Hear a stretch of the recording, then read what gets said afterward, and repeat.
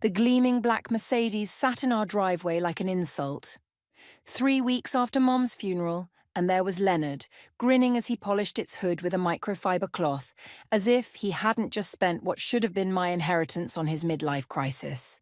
I'm Danielle, and until recently I thought I knew what grief felt like. Turns out, watching your stepfather splurge on luxury cars while your mother's memory is still fresh in the ground is a whole different kind of pain. Beautiful, isn't she? Leonard called out as I walked up the driveway. Come take a look at the interior. Italian leather. I forced a smile, the kind Mum taught me to use in uncomfortable situations. Wow, Leonard. That's quite something. Your mother would have loved it, he said, and something inside me snapped. The casual way he threw Mom's name around, like he had any right to guess what she would have wanted. My phone buzzed. A text from Reagan.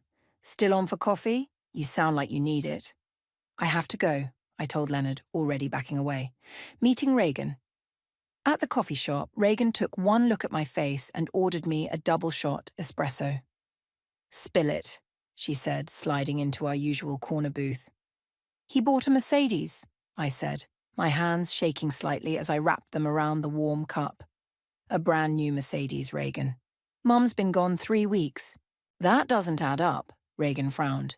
Wasn't your mom's life insurance supposed to go to me? Yeah. I took a sip of coffee, burning my tongue. Leonard said there were complications with the policy, that it would take time to sort out. But somehow he has money for a luxury car. Have you seen any paperwork? No. He keeps everything in his study, the one room in the house that's always locked. Reagan leaned forward, lowering her voice. Then maybe it's time we found a way in. That evening, I came home to find Eloise, my stepsister, sitting on the front steps. Her eyes were red. Dad's acting weird, she said as I sat beside her. He's been making all these phone calls, speaking in whispers.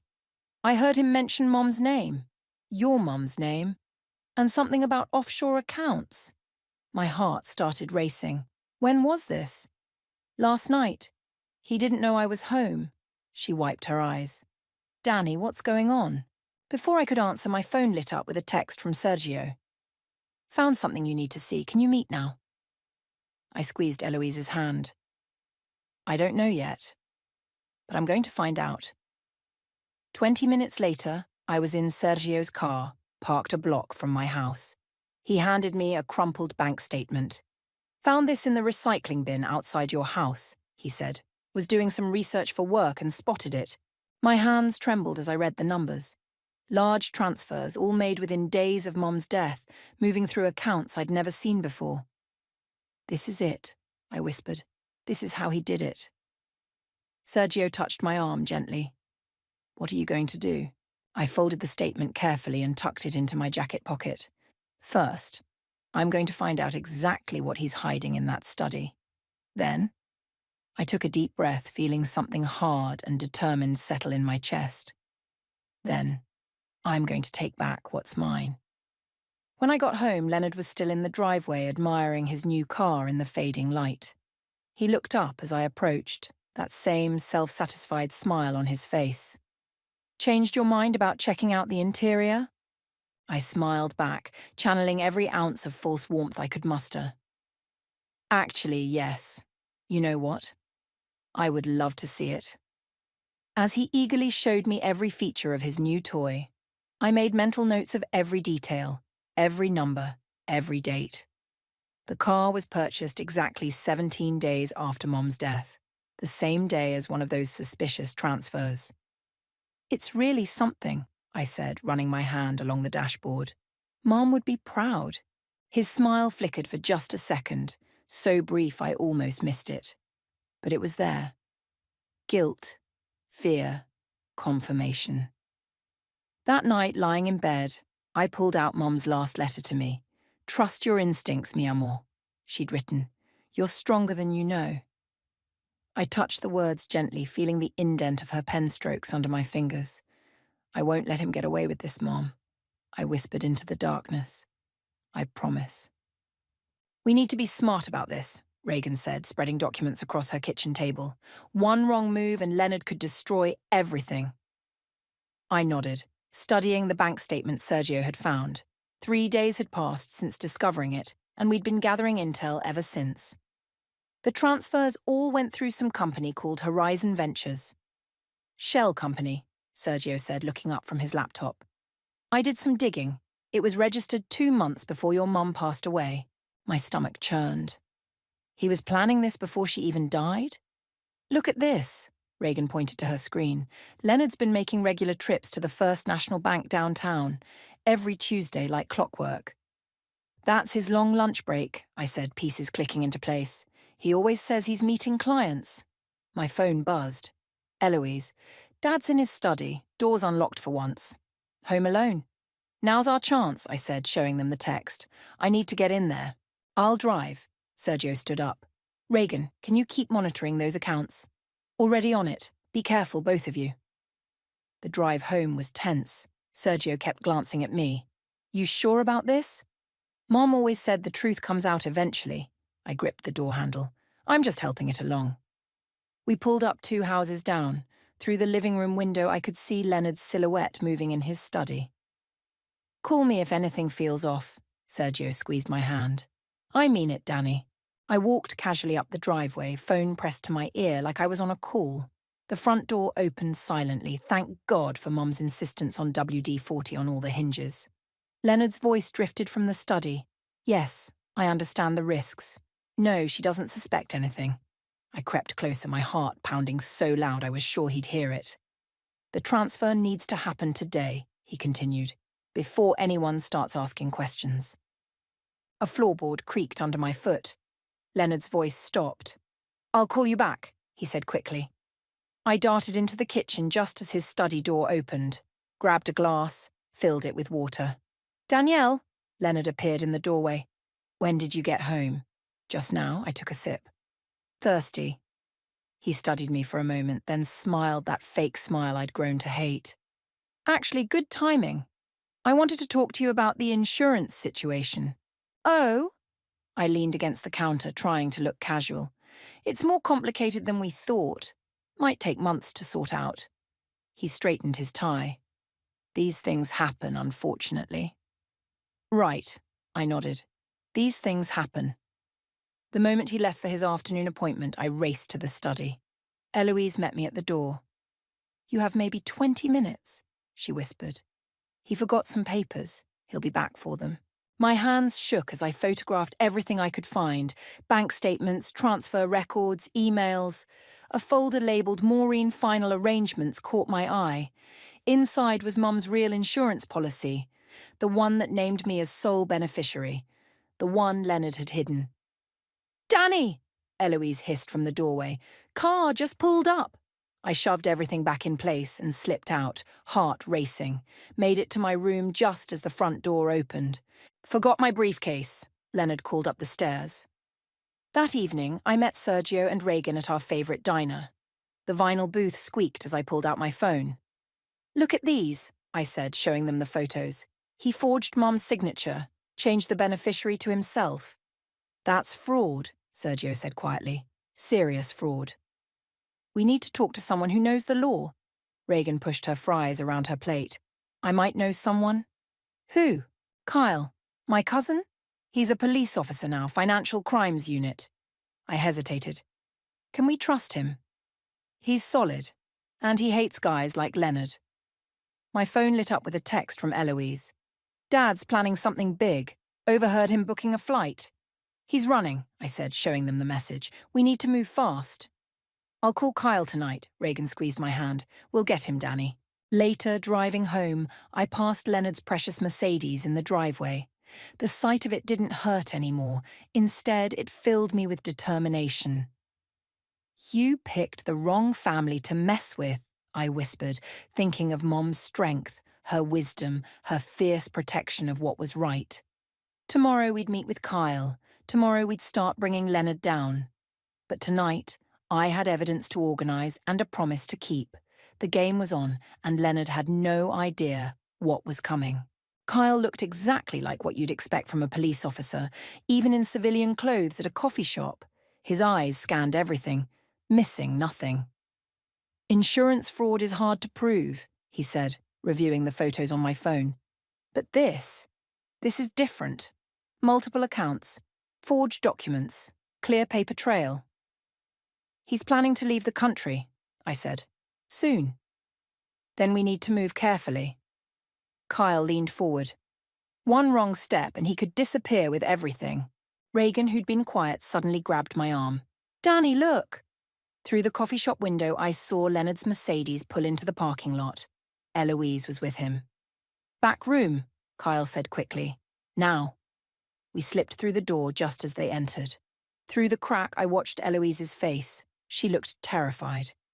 "I don't understand why we need to leave so suddenly," she was saying. "What about my job? My friends?" "It's an opportunity, sweetheart." Leonard's voice oozed fake concern. "A fresh start for both of us. And Danielle? She's an adult. She can take care of herself." My phone vibrated, a text from Sergio. "Found the shell company's real office. You need to see this." "I have to go," I whispered to Reagan and Kyle. "Keep watching them." 20 minutes later, I met Sergio outside a rundown office building downtown. "Third floor," he said. "Suite 304. The elevator was broken, so we took the stairs. The hallway smelled like old cigarettes and broken dreams. Here," Sergio pointed to a door with peeling paint. Through the frosted glass, I could make out Horizon Ventures. "It's open," I said, trying the handle. Inside was a single room with a desk, a filing cabinet, and nothing else. No computer, no phone, no signs of life. "Check the cabinet." Sergio kept watch at the door. The drawer squealed as I pulled it open. Inside, a single folder labelled Martinez Estate. "Bingo," I whispered, pulling out my phone to photograph everything. "Someone's coming," Sergio hissed. We ducked behind the desk, just as footsteps approached. The door opened. "Everything needs to go," Leonard's voice. "Shred it all." "What about the offshore accounts?" Another voice I didn't recognize. "Transfer everything by tomorrow. I don't care how." My hand shook as I hit record on my phone, capturing every word. After they left, Sergio and I waited 5 minutes before moving. "We need to get these to Kyle," I said, clutching the folder. Back at Reagan's place, Eloise was waiting for us. Her eyes were red. "He's making me pack," she said. "Says we're leaving tomorrow night.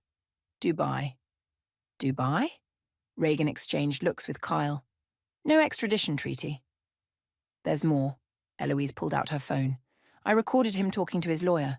The recording played, Leonard discussing how to liquidate assets, transfer funds, make it all disappear. "This is good," Kyle said, "really good, but we need the original documents." "They're in his safe," Eloise said, "behind the painting in his study. I've seen him open it. I know the combination." My heart raced. "When?" "He has a dinner meeting tonight, 7 to 9. "That's our window," Kyle said, "but we need to be careful. If he suspects anything—" "I'll keep him at dinner," Eloise stood up. "Text me when you're done." After she left, Kyle turned to me. "You understand the risks?" "If we're caught—" "Mom always said courage isn't about not being scared," I replied. "It's about doing what's right anyway." The plan was simple. Sergio would watch the restaurant, Reagan would monitor the house perimeter, Kyle would wait in his car around the corner, and I would get the documents. At 7:15, Eloise texted, "He's here, ordering drinks." I slipped into the house, my heart pounding. The study door opened silently. The painting swung away easily, revealing the safe. My fingers trembled as I input the combination Eloise had given me. 10, 24, 62. Click. Inside were stacks of documents, USB drives, and a manila envelope marked Contingency. My phone buzzed. Reagan. "Car just pulled up." I froze. Leonard wasn't supposed to be back for hours. "Get out now," Kyle texted. "Back door." I grabbed everything, shoved it in my bag, and ran. Behind me, I heard the front door open. "Hello?"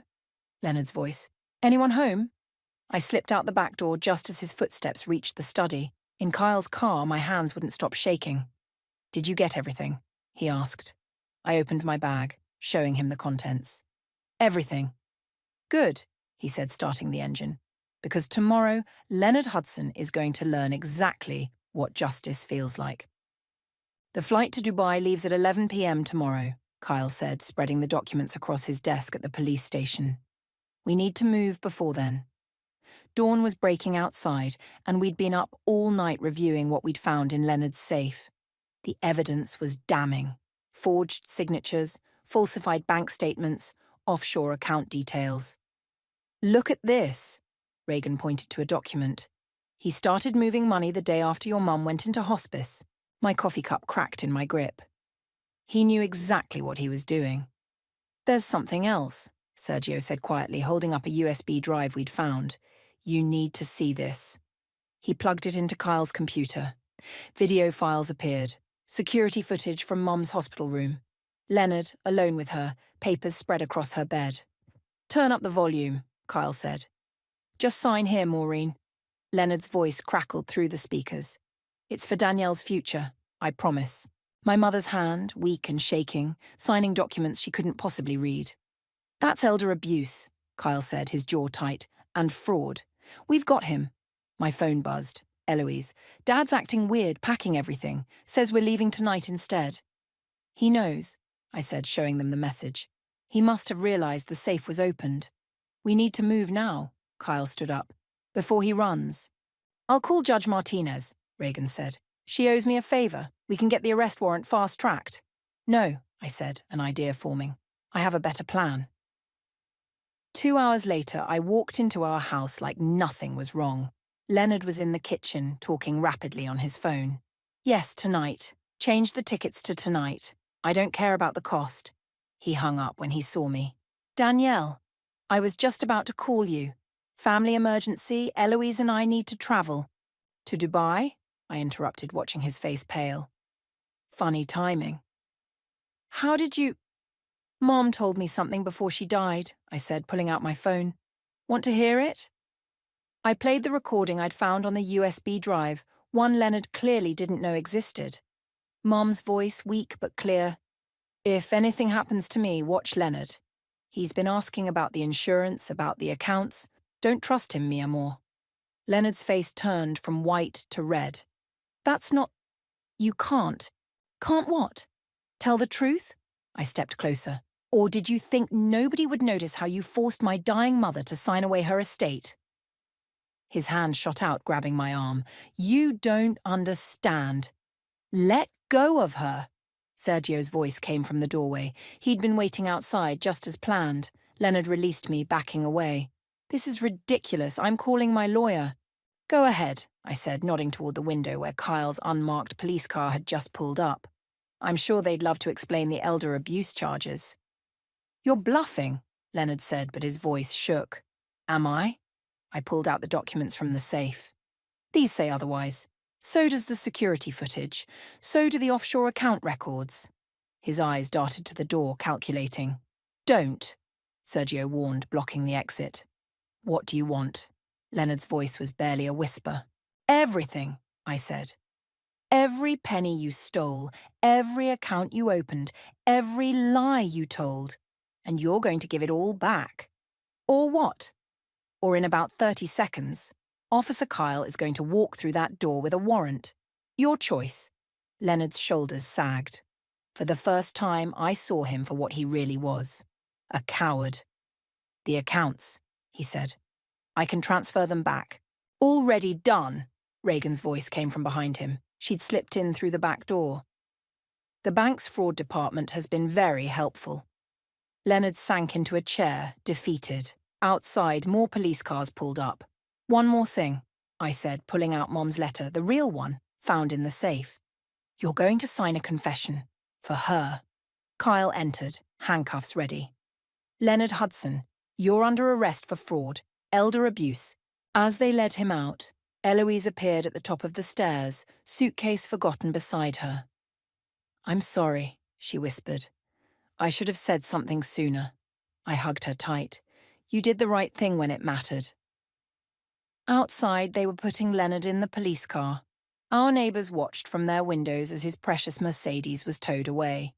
Evidence now. Your mum would be proud, Sergio said, taking my hand. I watched Leonard's car disappear around the corner, thinking of Mum's words. Trust your instincts, mi amor. She was right. She always was. It's not over, Kyle warned, joining us. There'll be trials, paperwork. I know, I said, but for the first time since Mom died, I can breathe again. The morning sun broke through the clouds, warming my face. Sometimes, justice feels exactly like this, like light breaking through darkness, like truth finally setting you free. The courthouse corridor felt colder than it should for a summer morning. Leonard's preliminary hearing was set to start in 20 minutes, and my stomach was doing backflips. Remember, Kyle said, adjusting his tie, stick to the facts. Don't let his lawyer rattle you. A door opened down the hall. Leonard emerged, flanked by his attorney.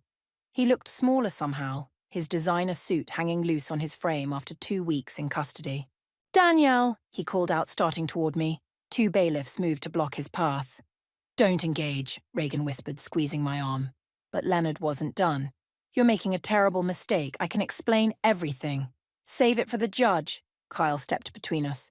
Your mother would be ashamed, Leonard spat. Something snapped inside me. I turned to face him. You don't get to talk about her, not anymore. Miss Martinez? A court clerk appeared. They're ready for you. The courtroom was smaller than I expected. Leonard's lawyer, a sharp-faced woman in an expensive suit, watched me like a hawk as I took the stand. Please state your name for the record. Danielle Martinez. Ms. Martinez. Leonard's lawyer approached. Isn't it true that your stepfather handled all your mother's financial affairs while she was ill? Yes, but... And isn't it also true that your mother trusted him completely with these matters? She trusted him because he lied to her. Objection, the lawyer said. Speculation? Sustained, the judge replied.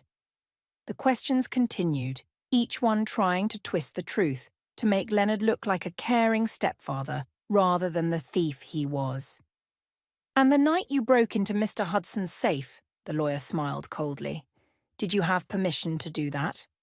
Before I could answer, the courtroom door burst open. A woman in a business suit rushed in, whispering urgently to the prosecutor. Your Honor? The prosecutor stood. We've just received new evidence that's critical to this case. Leonard's face went pale. The new evidence was a video, security footage from Mum's bank, showing Leonard using her ID to access her safety deposit box 3 days before she died. The contents of that box, Kyle testified later, included Mrs. Martinez's original will and trust documents. Documents that Mr. Hudson claimed were lost. During a recess, Eloise found me in the hallway. There's more, she said, her voice shaking. Dad's secretary just came forward. She has emails, lots of them, planning all of this months before your mum got sick. Why didn't she speak up sooner? He was blackmailing her too. Eloise handed me her phone. Read these. The emails were damning. Leonard had orchestrated everything, planning each step of his deception with cold precision. Back in the courtroom, Leonard's lawyer looked rattled. Your Honor, we request a brief continuance to review this new evidence. Denied, the judge said. Mr. Hudson, please approach the bench. Leonard stood, his legs shaking visibly. Given the overwhelming evidence of fraud, elder abuse, and attempted flight, I'm denying bail. This case will proceed to trial.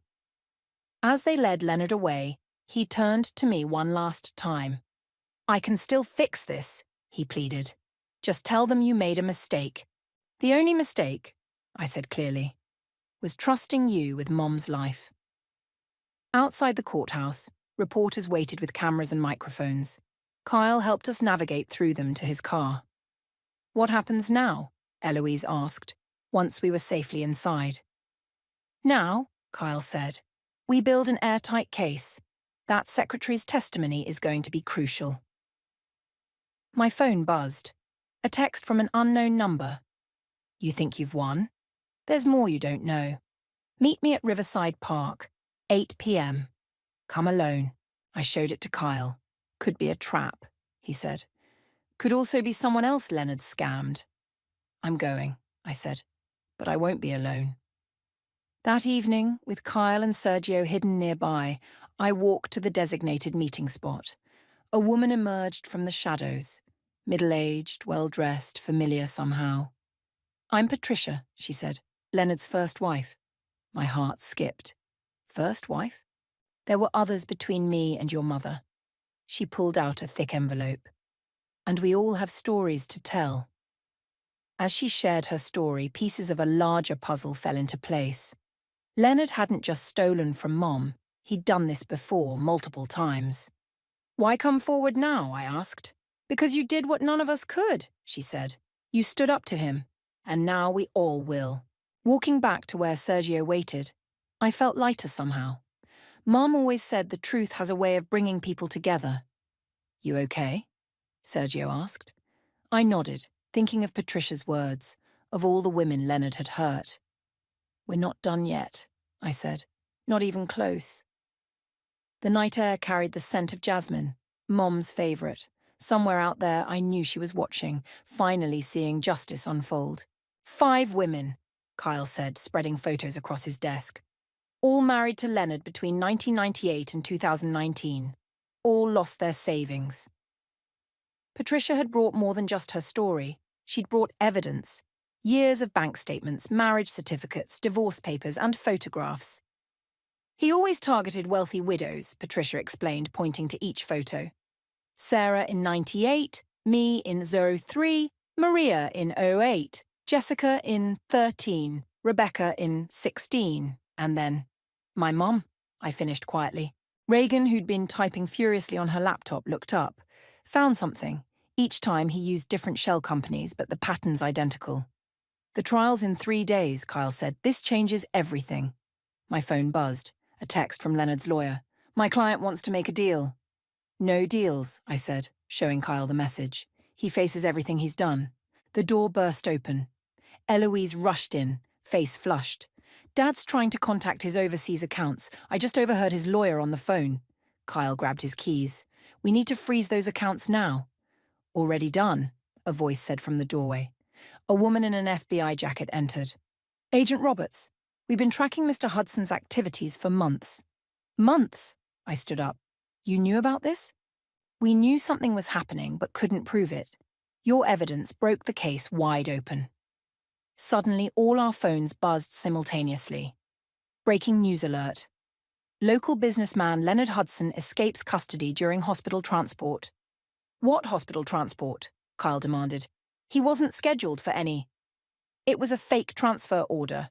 Agent Roberts was already on her radio. "All units suspect is—" "The Mercedes," I interrupted. "He'll go for the Mercedes." "It's in police impound," Kyle started. "No," Eloise pulled up her phone. "It was released this morning. Some paperwork mix-up. It's back at the house." "He's running," Reagan said, "just like he planned before." "Not this time," I grabbed my keys. "I know where he'll go first." 20 minutes later, we watched Leonard's Mercedes pull up to First National Bank. He'd changed clothes, but his movements were frantic. "He's after the safety deposit box," Patricia said from the back seat. "There's always a backup plan with Leonard." Kyle's voice crackled over our earpieces. "All units hold position. Let him enter the building."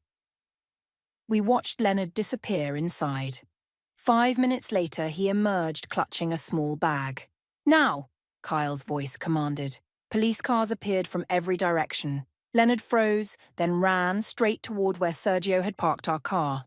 "Got you," Sergio muttered, stepping out to block his path. Leonard changed direction, heading for an alley, but Reagan was there, and beyond her, Patricia and the other wives formed a line. "Enough running," Patricia called out. "Face what you've done." Leonard spun around, trapped. His eyes met mine as I stepped forward. "You're just like your mother," he snarled, never knowing when to let go. "No," I said. "I'm the one who learned when to hold on, to the truth." He lunged suddenly, but Kyle was faster. The takedown was quick, professional. The bag Leonard carried split open, spilling bearer bonds and cash across the pavement. "Add attempted escape and theft to the charges," Agent Roberts said, snapping handcuffs on him. As they led him away, Eloise approached him. "Why, Dad? All these women, all these lives." Because he could, Patricia answered for him. Until now. Later that night, we gathered at Mom's favourite restaurant. Patricia and the other wives shared stories, not of victimhood, but of survival. To Maureen, Patricia raised her glass, who raised a daughter strong enough to stop him. And to all of us, Sarah added, for finding each other. My phone lit up with a message from Kyle. Leonard's talking, full confession, it's over. But it wasn't over. It was just beginning. Looking around the table at these women, survivors, fighters, mothers, I saw something Mum always talked about, the strength of truth, the power of standing together. There's one more thing, Patricia said, pulling out an old photo. Your mother wasn't just another victim, Danielle. She was the one who first suspected Leonard's pattern. She'd been gathering evidence quietly for months before she got sick. The photo showed Mom at her desk, surrounded by papers. On top was a file labelled Hudson Cases. She knew, I whispered. She knew, Patricia squeezed my hand, and she trusted you would finish what she started. Outside, the city lights twinkled like stars. Somewhere in a cell, Leonard was finally facing the consequences of his actions. But here, in this moment, surrounded by the unbreakable bonds of shared experience and justice, I felt Mom's presence stronger than ever. The truth had won, just like she always said it would. The courtroom fell silent as Leonard was led in for sentencing. Gone was his designer suit, replaced by prison orange. Gone was his arrogant smile, replaced by defeat. All rise, the bailiff called out. I stood between Eloise and Patricia with Sergio, Reagan and the other wives filling the row behind us. Kyle sat near the front, his testimony having sealed Leonard's fate days earlier. Before I deliver the sentence, Judge Thompson said, would any of the victims like to make a statement? Patricia stepped forward first. Her voice shook but grew stronger with each word. You took more than money from us, Leonard. You took our trust, our dignity, our faith in love itself. Sarah went next, then Maria, Jessica, and Rebecca. Each story added another layer to Leonard's crimes, another life he'd tried to destroy. Finally, it was my turn. Your Honour, I began, looking directly at Leonard. My mother taught me that true strength isn't about taking from others, it's about standing up for what's right. Leonard wouldn't meet my eyes. She knew what you were, I continued. Even while she was dying, she fought to protect others from you. This sentence isn't just for me or for her. It's for every woman you ever targeted. Mr. Hudson, the judge leaned forward. Do you have anything to say? Leonard stood slowly. I never meant to. Save it, Eloise interrupted, standing up. For once in your life, Dad, just tell the truth. The silence stretched for a long moment before Leonard's shoulders slumped. I did it, he said quietly. All of it. I'm sorry. Leonard Hudson, Judge Thompson's voice filled the courtroom, for multiple counts of fraud, elder abuse, theft, and attempted escape, I sentence you to 25 years in federal prison. Additionally, you are ordered to make full restitution to all victims. The gavel struck with finality. As they led Leonard away, Eloise rushed out of the courtroom. I found her in the hallway, tears streaming down her face. He actually admitted it, she whispered. After all this time. Sometimes the truth wins. I hugged her tight. Ms. Martinez? Agent Roberts approached. There's something you need to see. She led us to a conference room where Kyle waited with a stack of files. We found these in Leonard's storage unit, he said. Your mother's original research. She'd been tracking his activities for years.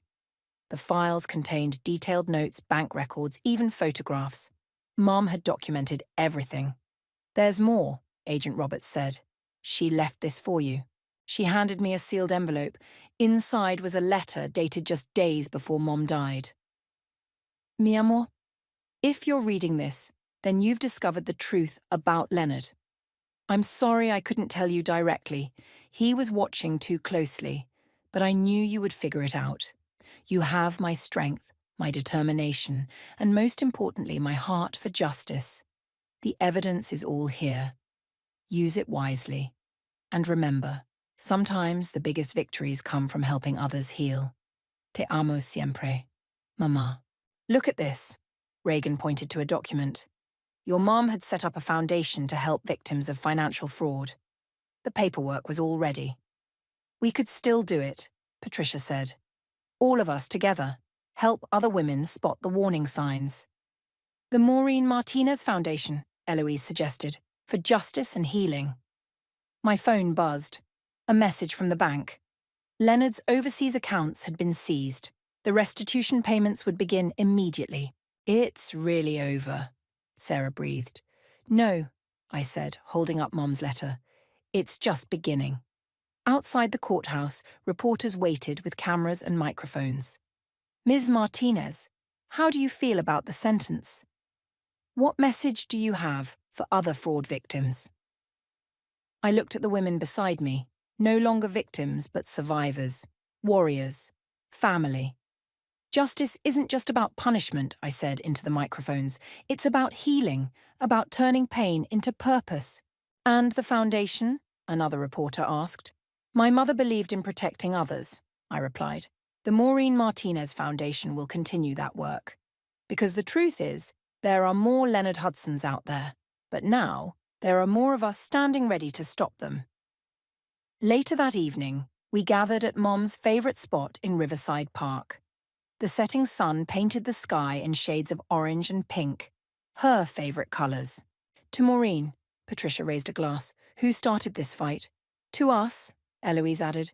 Who finished it? And to the truth, I said softly, which always finds its way home. As twilight settled over the city, I felt Mom's presence stronger than ever. She'd known all along, not just about Leonard's crimes, but about the strength we'd find together. Sometimes justice looks like a prison sentence. Sometimes it looks like women standing together, turning their pain into purpose. And sometimes, just sometimes, it looks exactly like this. A sunset, a promise kept, and a mother's legacy living on through the truth she fought to protect. The key turned smoothly in the lock as I opened the doors to our new office. Sunlight streamed through the windows, illuminating the freshly painted walls and the sign that read, The Maureen Martinez Foundation, protecting those who need it most. Perfect timing, Reagan called from behind me, carrying a box of supplies. The first support group starts in an hour. Patricia and Sarah were already setting up chairs in a circle while Eloise arranged coffee and pastries on a side table. The room felt alive with purpose. First client's here, Sergio poked his head in. Says her name's Amanda. A woman in her 50s entered hesitantly, clutching her purse. I saw the news coverage about Leonard, she said. My new husband. He's been asking about my savings. You're in the right place. Patricia stepped forward, guiding her to a chair. Tell us everything. As Amanda shared her story, more women arrived. Each one carried a similar weight. The suspicion that something wasn't right, the fear of being foolish, the shame of potential betrayal. I thought I was alone, Amanda wiped her eyes. That I was stupid for suspecting. You're not stupid, I said firmly. You're smart. You're here.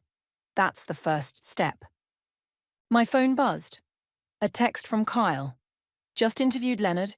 He gave up 2 more accomplices. We're closing in. Ladies, I addressed the group. I want to show you something. I pulled up our new database on the projector screen. A comprehensive system tracking fraud patterns, red flags and reported scams. Knowledge is power, Sarah explained. We're building a network. When someone spots a pattern, everyone benefits. Like your mother did, Eloise added softly. A knock at the door interrupted us. Agent Roberts entered, carrying a familiar-looking box. Found this in another storage unit, she said. Thought you should have it. Inside were Mom's personal effects from her office, photos, notebooks, and a small wooden box I'd never seen before. The lid was engraved with words in Spanish.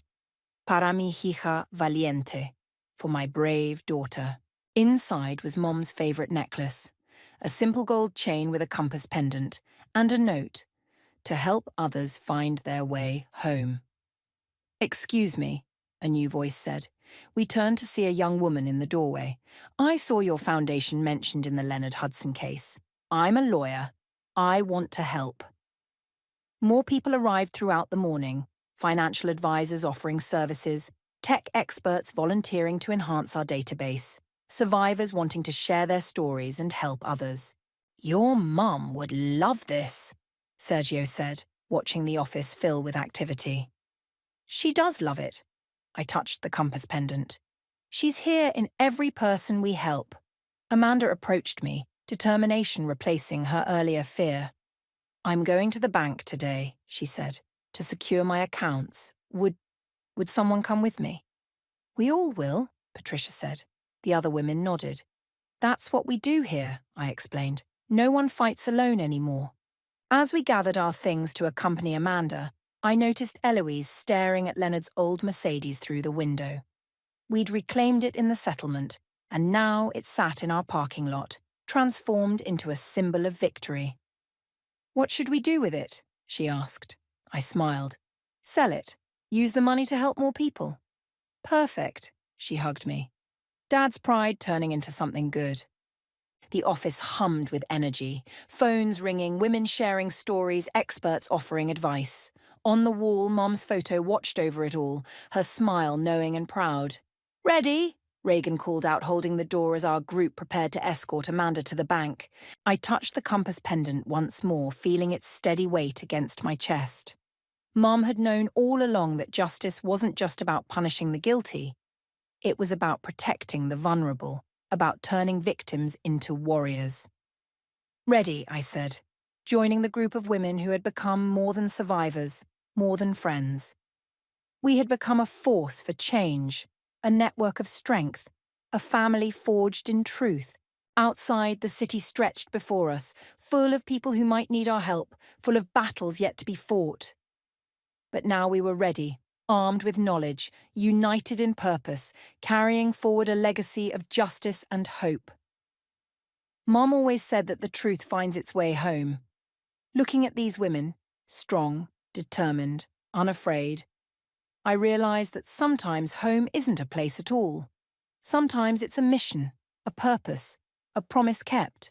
And sometimes it's simply the knowledge that no matter what darkness lies ahead, we'll face it together, guided by the compass of truth and the strength of those who came before us. That's not just justice, that's victory.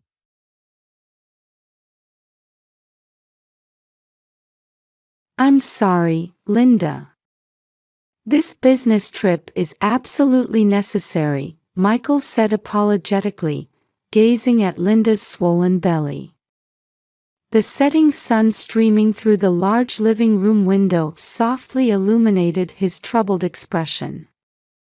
Their new living room, decorated with wedding photos and baby items, reflected the anticipation of their new family life together. It's all right.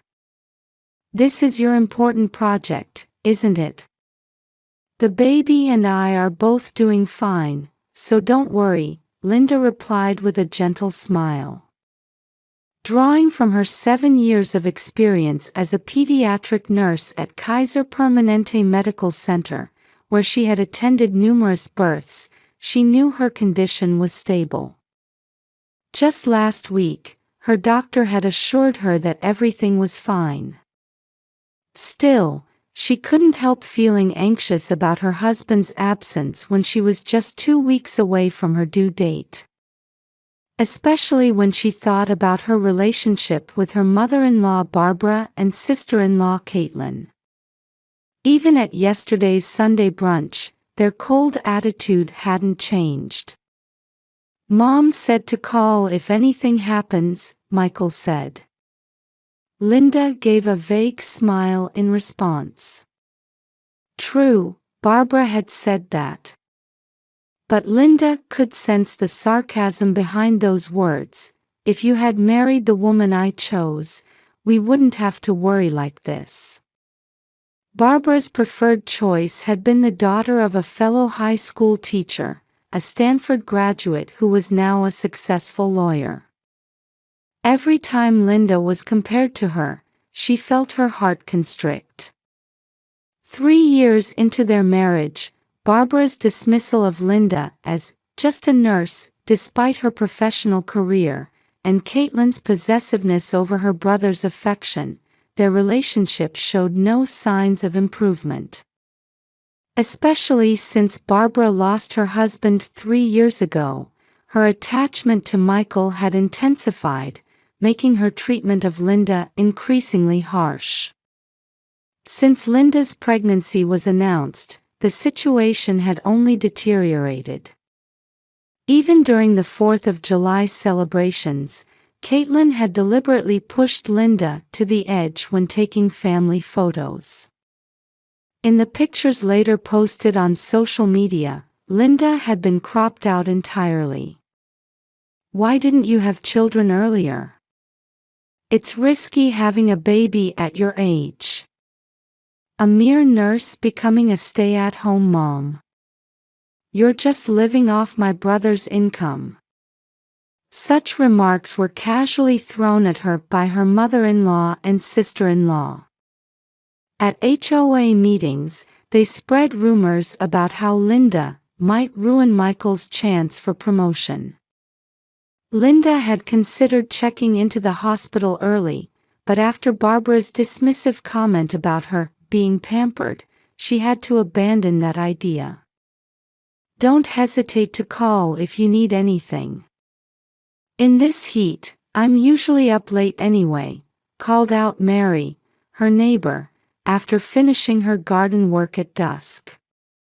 A former police officer now immersed in writing mystery novels, she had been concerned about Linda's pregnancy from the start.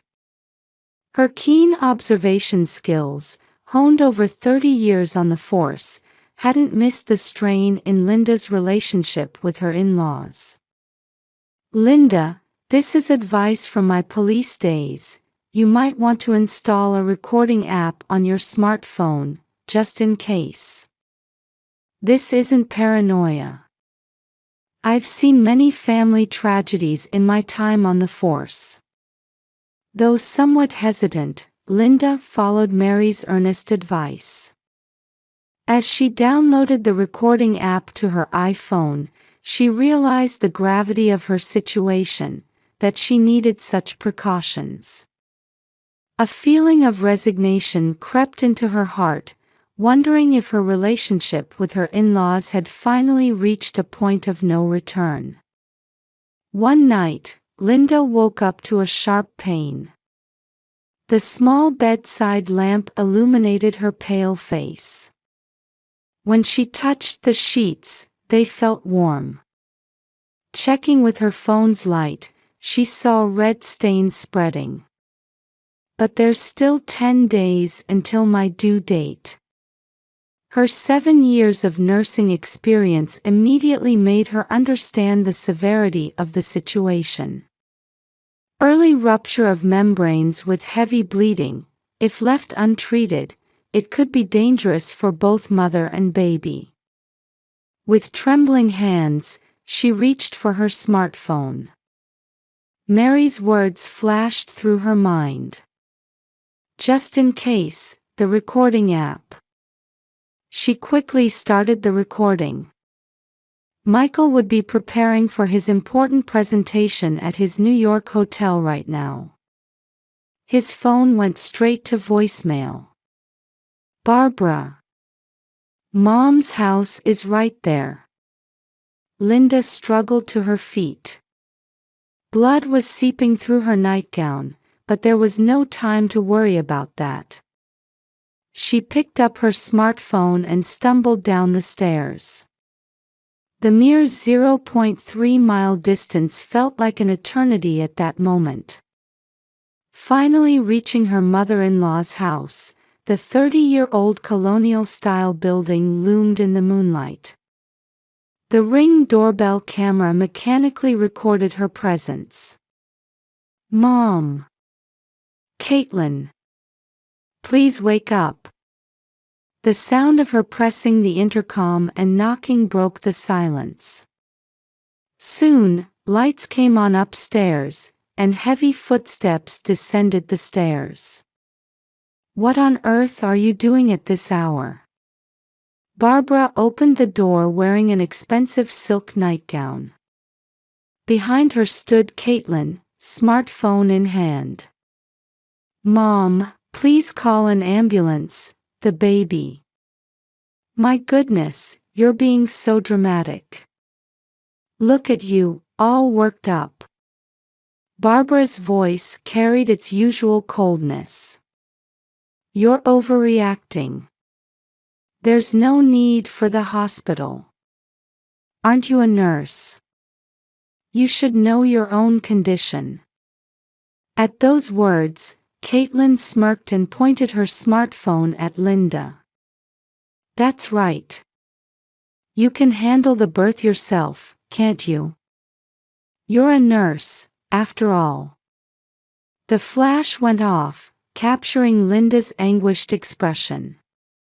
That photo would have been posted on social media, if the night had gone as they planned. "Please, call an ambulance." Linda's consciousness was becoming hazy. Cold sweat ran down her back, and her vision started to blur. Still, the recording continued. "That's enough. You might cost my son his chance at promotion. Do you understand how important this project is?" Barbara's voice was growing distant. Caitlin's mocking laughter overlapped with it. Linda collapsed to her knees. The cold marble of the entrance touched her hot cheek as consciousness slipped away. White ceiling. The smell of disinfectant. The regular beeping of heart monitors. As consciousness returned, the familiar hospital atmosphere stimulated Linda's senses. This environment was nothing new to her. The latest medical equipment in the ICU special care unit quietly monitored her recovery. "I'm glad you're awake," the nurse at her bedside said kindly. Next to her stood a police officer in uniform. And by the window was Mary, looking relieved. Outside, the strong California sun streamed into the room. The clock showed 1 p.m. 12 hours had passed since the incident. The 4-drip quietly dropped, and the monitors showed stable vital signs. The baby. As Linda tried to sit up frantically, the nurse raised her hand to stop her. The sudden movement nearly dislodged the epidural needle. "Don't worry.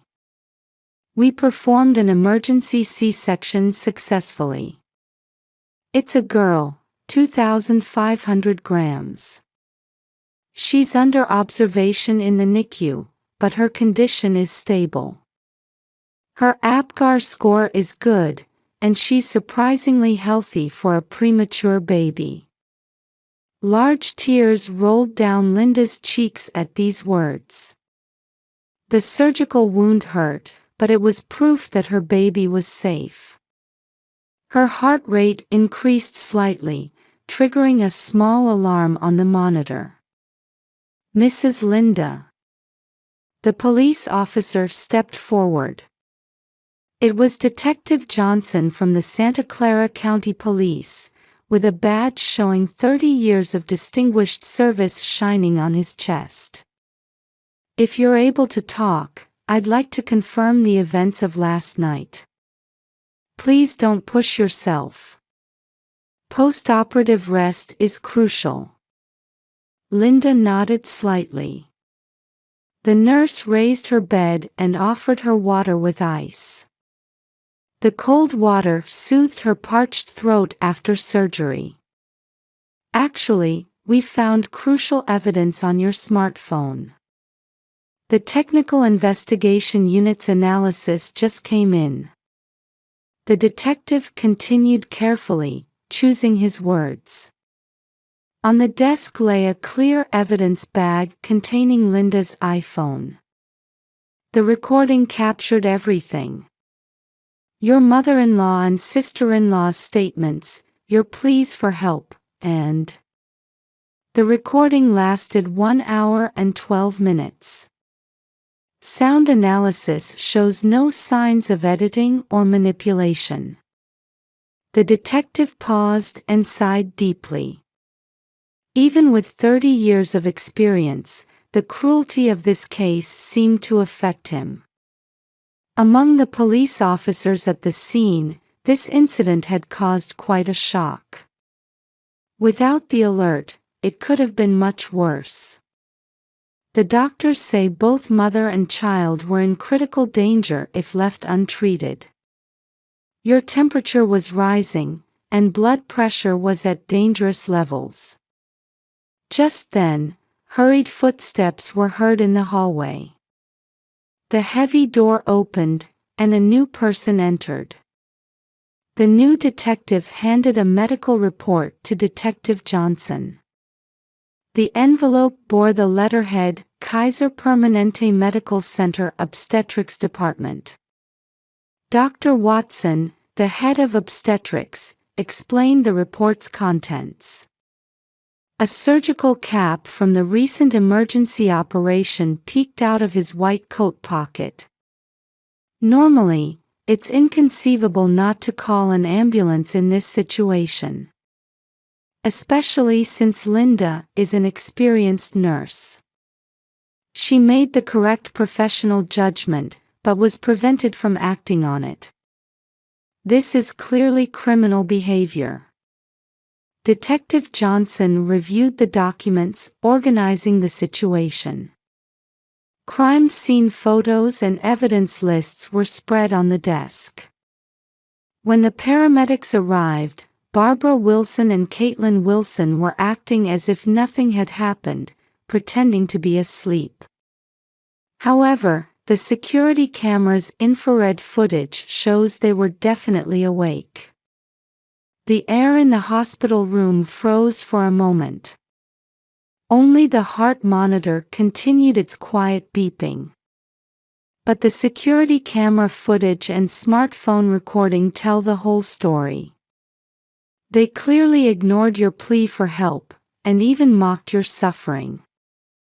The district attorney's office believes this strongly indicates criminal negligence.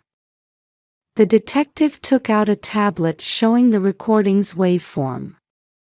The clear pattern eloquently told the story of that night. The recording was perfect. The audio analysis shows no signs of editing or manipulation. This will stand as clear evidence. The prosecution believes they have sufficient evidence for indictment. Then, an even more shocking fact came to light. Another smartphone was produced from the evidence. On Caitlin's smartphone, we found photos of you in distress. There were attempts to post them on social media. She even had a draft comment ready saying, "Some nurse, making such a fuss." Linda gripped the hospital sheets tightly with trembling hands. Her tears quietly soaked into the clean white sheets. "We have already taken Barbara Wilson and Caitlin Wilson into custody. Criminal negligence, aiding and abetting assault, and..." Suddenly, commotion erupted in the hallway. The sound of nurses trying to restrain someone could be heard. "Where's my wife? Where's Linda?" Michael burst into the room, his face pale with worry. Just back from New York on an emergency flight, he was still in his suit. His tie was loose, and his face showed clear signs of fatigue. "Linda. The baby. We're both fine." Linda managed a faint smile. Michael rushed to her side and gripped her hand tightly. He was still clutching the USB drive for his presentation. "Mr. Michael," Detective Johnson spoke quietly. "Your mother and sister, they're being questioned at the station right now." From the small speaker in the hospital room, the recording from that night began to play. Michael's face grew pale as he listened. Linda's desperate pleas for help. His mother and sister's mocking laughter. The sound of his wife's breathing as she lost consciousness. Mother and Caitlin did this. His hands began to shake. He had received the police notification at JFK Airport and rushed to the hospital without sleeping on the flight, but he hadn't known the full truth until now. Detective Johnson spoke quietly. We have their sworn statements as well. Their confessions in the interrogation room were meticulously recorded. Linda took my son from me. I couldn't stand the thought of his love being divided further with the baby. We just wanted to teach her a lesson. I wanted my brother's love all to myself. We deliberately took advantage of his business trip. At that moment, a nurse from the NICU entered the room. The baby's fever has gone down. Father can visit now too. Michael showed a moment of hesitation. Then he gently squeezed Linda's hand. Let's go see her together. Our daughter. Michael carefully pushed Linda's wheelchair. Mary was still in the hallway, having watched over this family all night. In the small incubator in the NICU, their daughter was sleeping peacefully. She showed a remarkably strong expression for being just 24 hours old. So tiny, but so strong, Linda touched the incubator, with Michael standing beside her. I'm sorry, if I had noticed. It's not your fault. Linda squeezed her husband's hand back. But we need to make changes now. Michael sighed deeply. He had just been promised a promotion in Silicon Valley, but his decision was firm. I'm going to request a transfer to the Seattle branch. Linda looked up at her husband in surprise at these words. But your career. Nothing is more important than you and our daughters' lives. Michael's voice was filled with determination like never before. My leniency toward my mother and sister caused this situation. It's my responsibility. I won't make the same mistake again. The baby in the incubator moved her tiny hand. They both exchanged smiles at her gesture. I've already contacted my supervisor in Seattle. They have a new project starting there anyway. Hope returned to Linda's eyes. A new life in a new city. It was a place she had secretly dreamed of working as a nurse. The trial for Mom and Caitlin. I won't withdraw the charges. For our baby's sake. Linda's voice carried unprecedented strength. This isn't just our problem anymore. Let's leave it to the law. Michael nodded firmly. Though complex feelings remained, protecting his beloved wife and tiny daughter was now his top priority. 1 year later, in summer, a white 3-story house stood in a quiet Seattle neighborhood. Colorful flowers bloomed in the garden, and a cream-colored swing swayed gently in the breeze. Emily, lunchtime. At Linda's call, their 1-year-old daughter turned around in the garden. Though her steps were still a bit unsteady, she ran toward her mother. Looking at her daughter growing so healthy despite being born prematurely, Linda felt deep love. Daddy's coming home early today.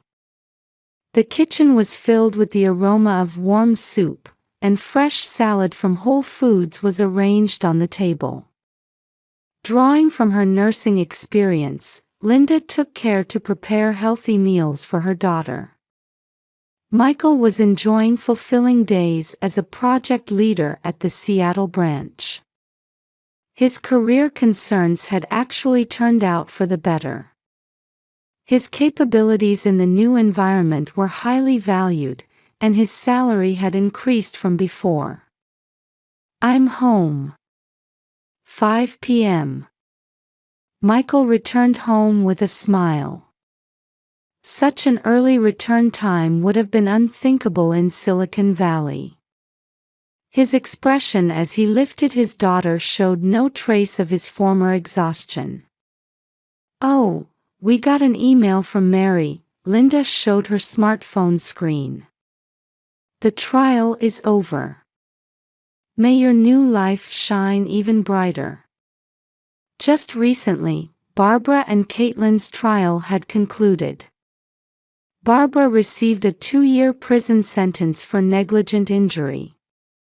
The defense's request for a suspended sentence was rejected, with the judge delivering a harsh verdict stating, "The responsibility for neglecting to help a pregnant woman in crisis is severe." Caitlin received a suspended sentence, but social consequences were harsher than expected. Faced with social media backlash and complete loss of credibility in the real estate industry, she eventually had to delete her accounts and decide to sell the family home. "Mom and Caitlin are moving," Michael said quietly while holding their daughter. Their San Jose home was already on the market. "They're moving to Dallas, Texas." Her former in-laws chose to leave California completely. Their isolation from the community had been more serious than imagined. "We made the right choice, didn't we?" Linda's words were met with Michael's firm nod. "Yes, absolutely." Their gaze turned to Emily playing in the garden. She was now chasing soap bubbles, squealing with delight. "You know what?" Linda started somewhat shyly.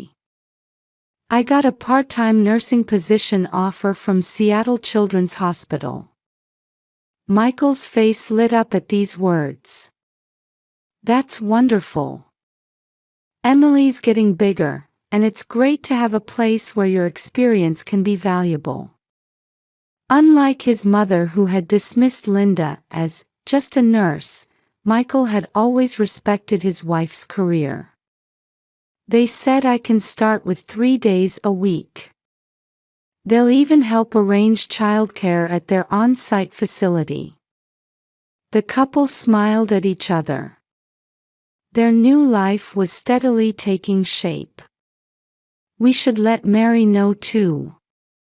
The former police officer neighbor remained an important presence in their lives. Even after moving, she always sent Linda her new mystery novels as soon as they were published. "Oh, and there's a neighborhood block party next weekend." Their new home was surrounded by warm neighbors.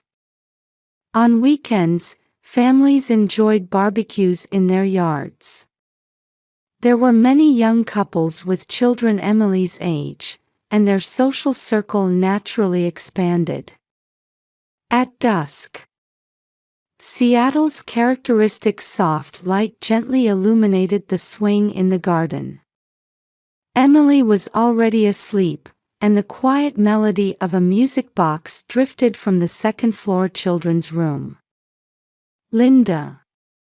Michael offered his wife a cup of coffee as she stepped out onto the terrace. "Thank you. Because of you, we've made it this far." "No, it's thanks to Mary and your strength." In the distance, they could see the sun setting over Puget Sound. Like gentle waves, new days would quietly ebb and flow for this family.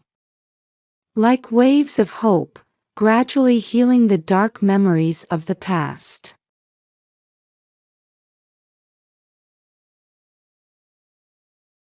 In the Cherry Creek North District, a suburb of Denver, Colorado, the Wilson family's white mansion still stands majestically today in this quiet, upscale residential area.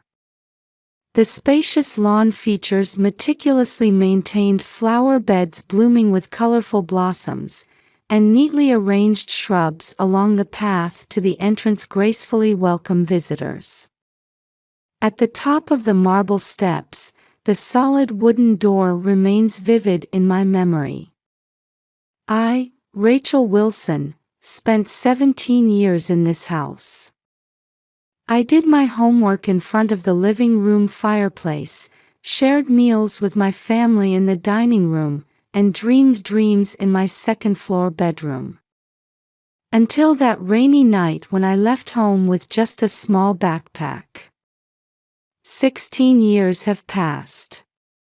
Today, I've established myself in Denver's real estate industry. I live with my son Matthew on the top floor of a high-rise apartment near Cherry Creek Shopping Center, with a view of the majestic Rocky Mountains. Like my mother at the same age, I became a mother, and now I face my 16-year-old son after being driven from my home. Perhaps it's life's irony. My father, Michael, graduated from the University of Denver and became a successful certified public accountant. The image of him walking with a straight back in his Brooks Brothers suit is still etched in my mind. Even in retirement, his stubborn and conservative nature hasn't changed a bit. He values appearances above all else and deeply trusts and respects his brother, Stephen. My mother, Linda, devoted her life to church activities as a typical housewife dressed in elegant Talbot's clothing. She was a central figure in the Women's Association at First Presbyterian Church, always throwing herself into volunteer work after Sunday Mass. She was absolutely obedient to her husband and never defied him. My mother, who used the Bible's teachings as a shield, continued to turn a blind eye to reality. Sometimes I catch glimpses of regret for not being able to protect me then, still lurking in the depths of her eyes. My uncle Stephen, my father's brother, earned respect in the community as the president of a local construction company and through his dedication to charitable activities. Unmarried, he lived next door to us and made it his daily routine to dine with our family. At Sunday roasts, he always sat across from me, greeting me with a gentle smile. Until I was banished, the Wilson family was known as a prominent local family. We hosted neighborhood parties for Thanksgiving and decorated the street with luxurious Christmas illuminations. My father and uncle were bound by strong trust, and my mother followed their lead. They say my photograph is still the only one missing from the living room walls lined with old furniture. The high school graduation photo that once hung there was removed by someone's hand on that night 16 years ago. On the surface, we were the perfect family. We were always praised as exemplary at PTA meetings and church events. However, the reality held secrets that couldn't be told to anyone. Until that day when I, at 17, revealed the truth, no one had noticed, or perhaps chosen not to notice, the distortion in this family. In 2008, we were spending our usual after-dinner time together as a family. While the aroma of pot roast and apple pie still lingered, my father, deeply settled in an expensive sofa, was eagerly discussing the future of the construction industry with my uncle. My mother returned from the kitchen with the scent of coffee. The fragrant coffee poured into the Wedgwood tea set was served to the family like a nightly ritual. I clasped my trembling hands on my lap, averting my eyes from the college brochure on the table before me. The University of Denver. My father's alma mater. He naturally assumed I would attend there. I was an excellent student, active in the church's Sunday school as a model student, with a promising future ahead.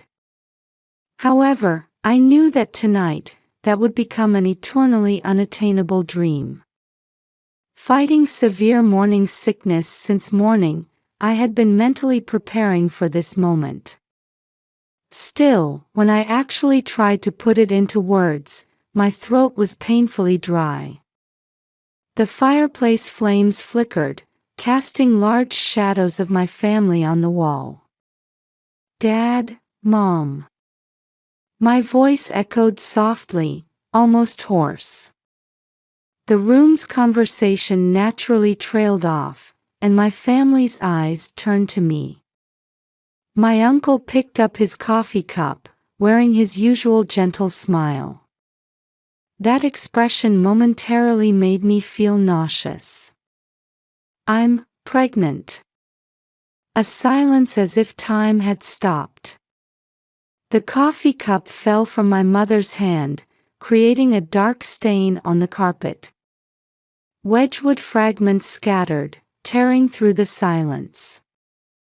My father's expression froze, and my uncle's smile vanished in an instant.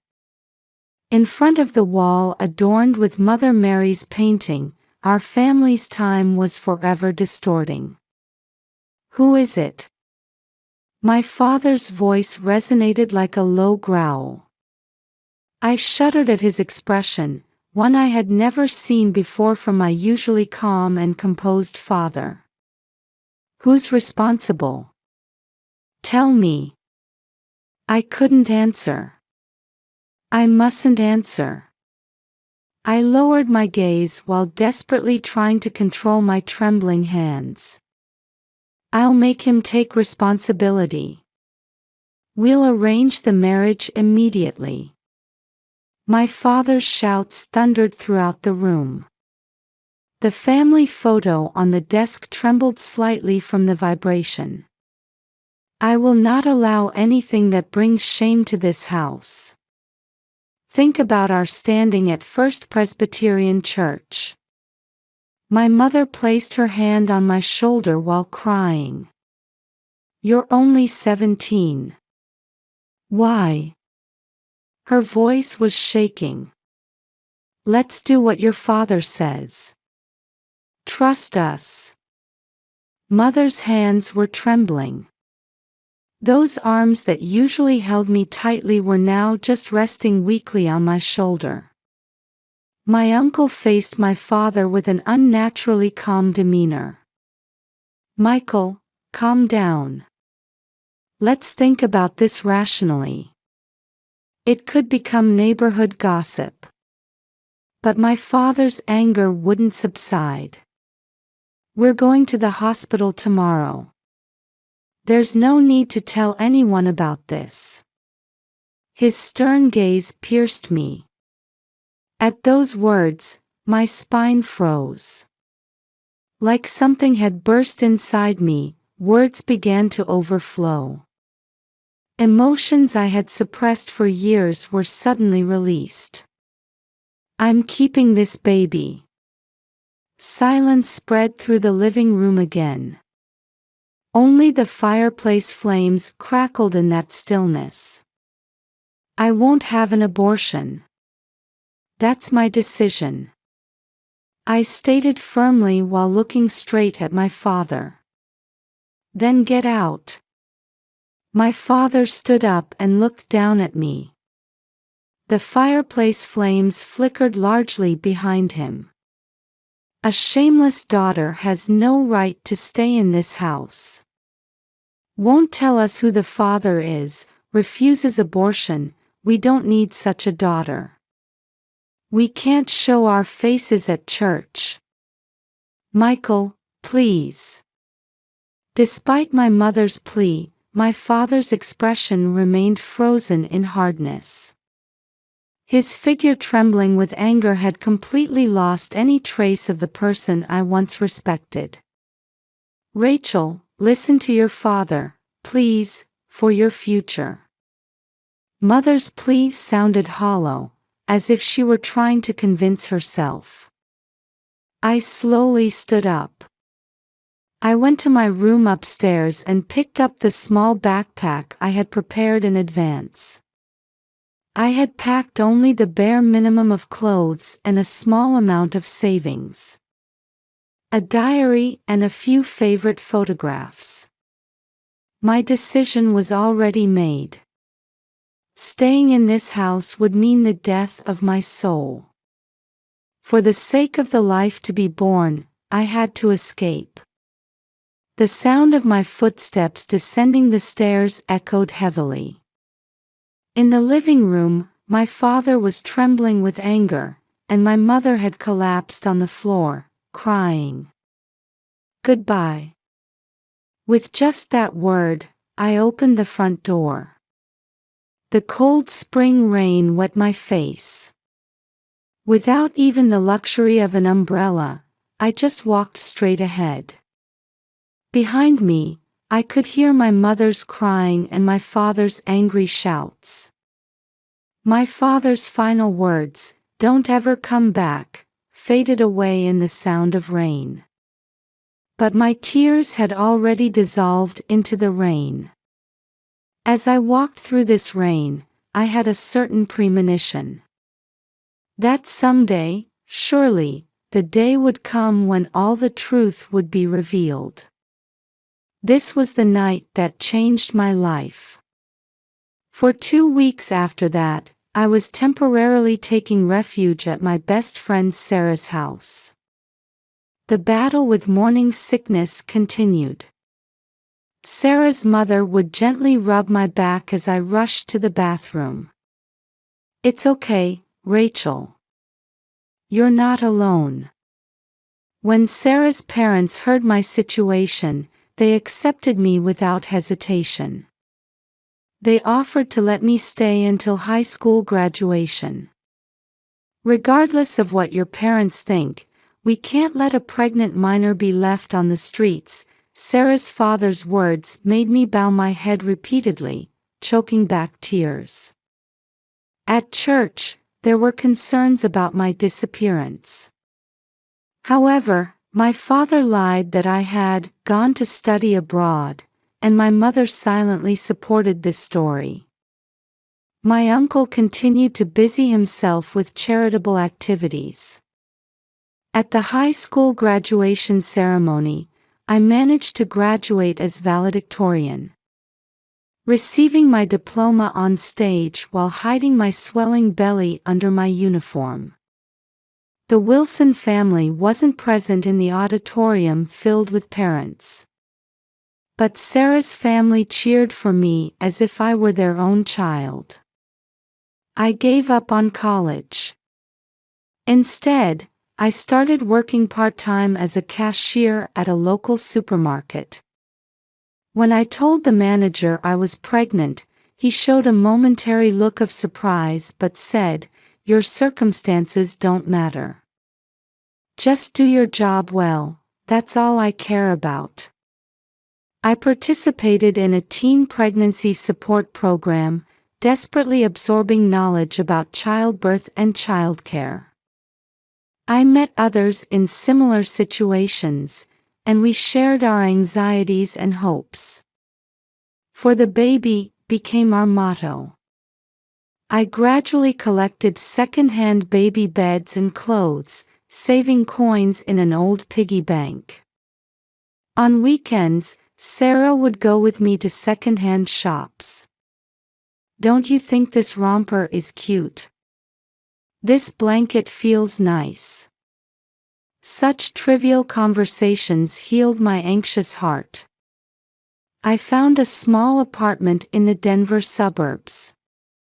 The rent was cheap, the facilities minimal. But morning sunlight streamed through the windows, and there was a park nearby. Here, I can live with my baby, I felt a certain confidence. I did have lingering attachments to my family home. There were nights when I missed my mother's gentle voice. But my determination to protect the life growing inside me overcame that attachment.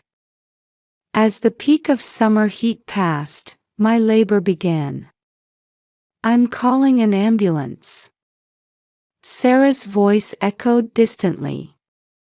"Rachel, hang in there. I'll stay with you." After 36 hours of painful labor, a boy was born. I named him Matthew, hoping he would have the strength to face the truth. His tiny clenched hand. His soft breathing.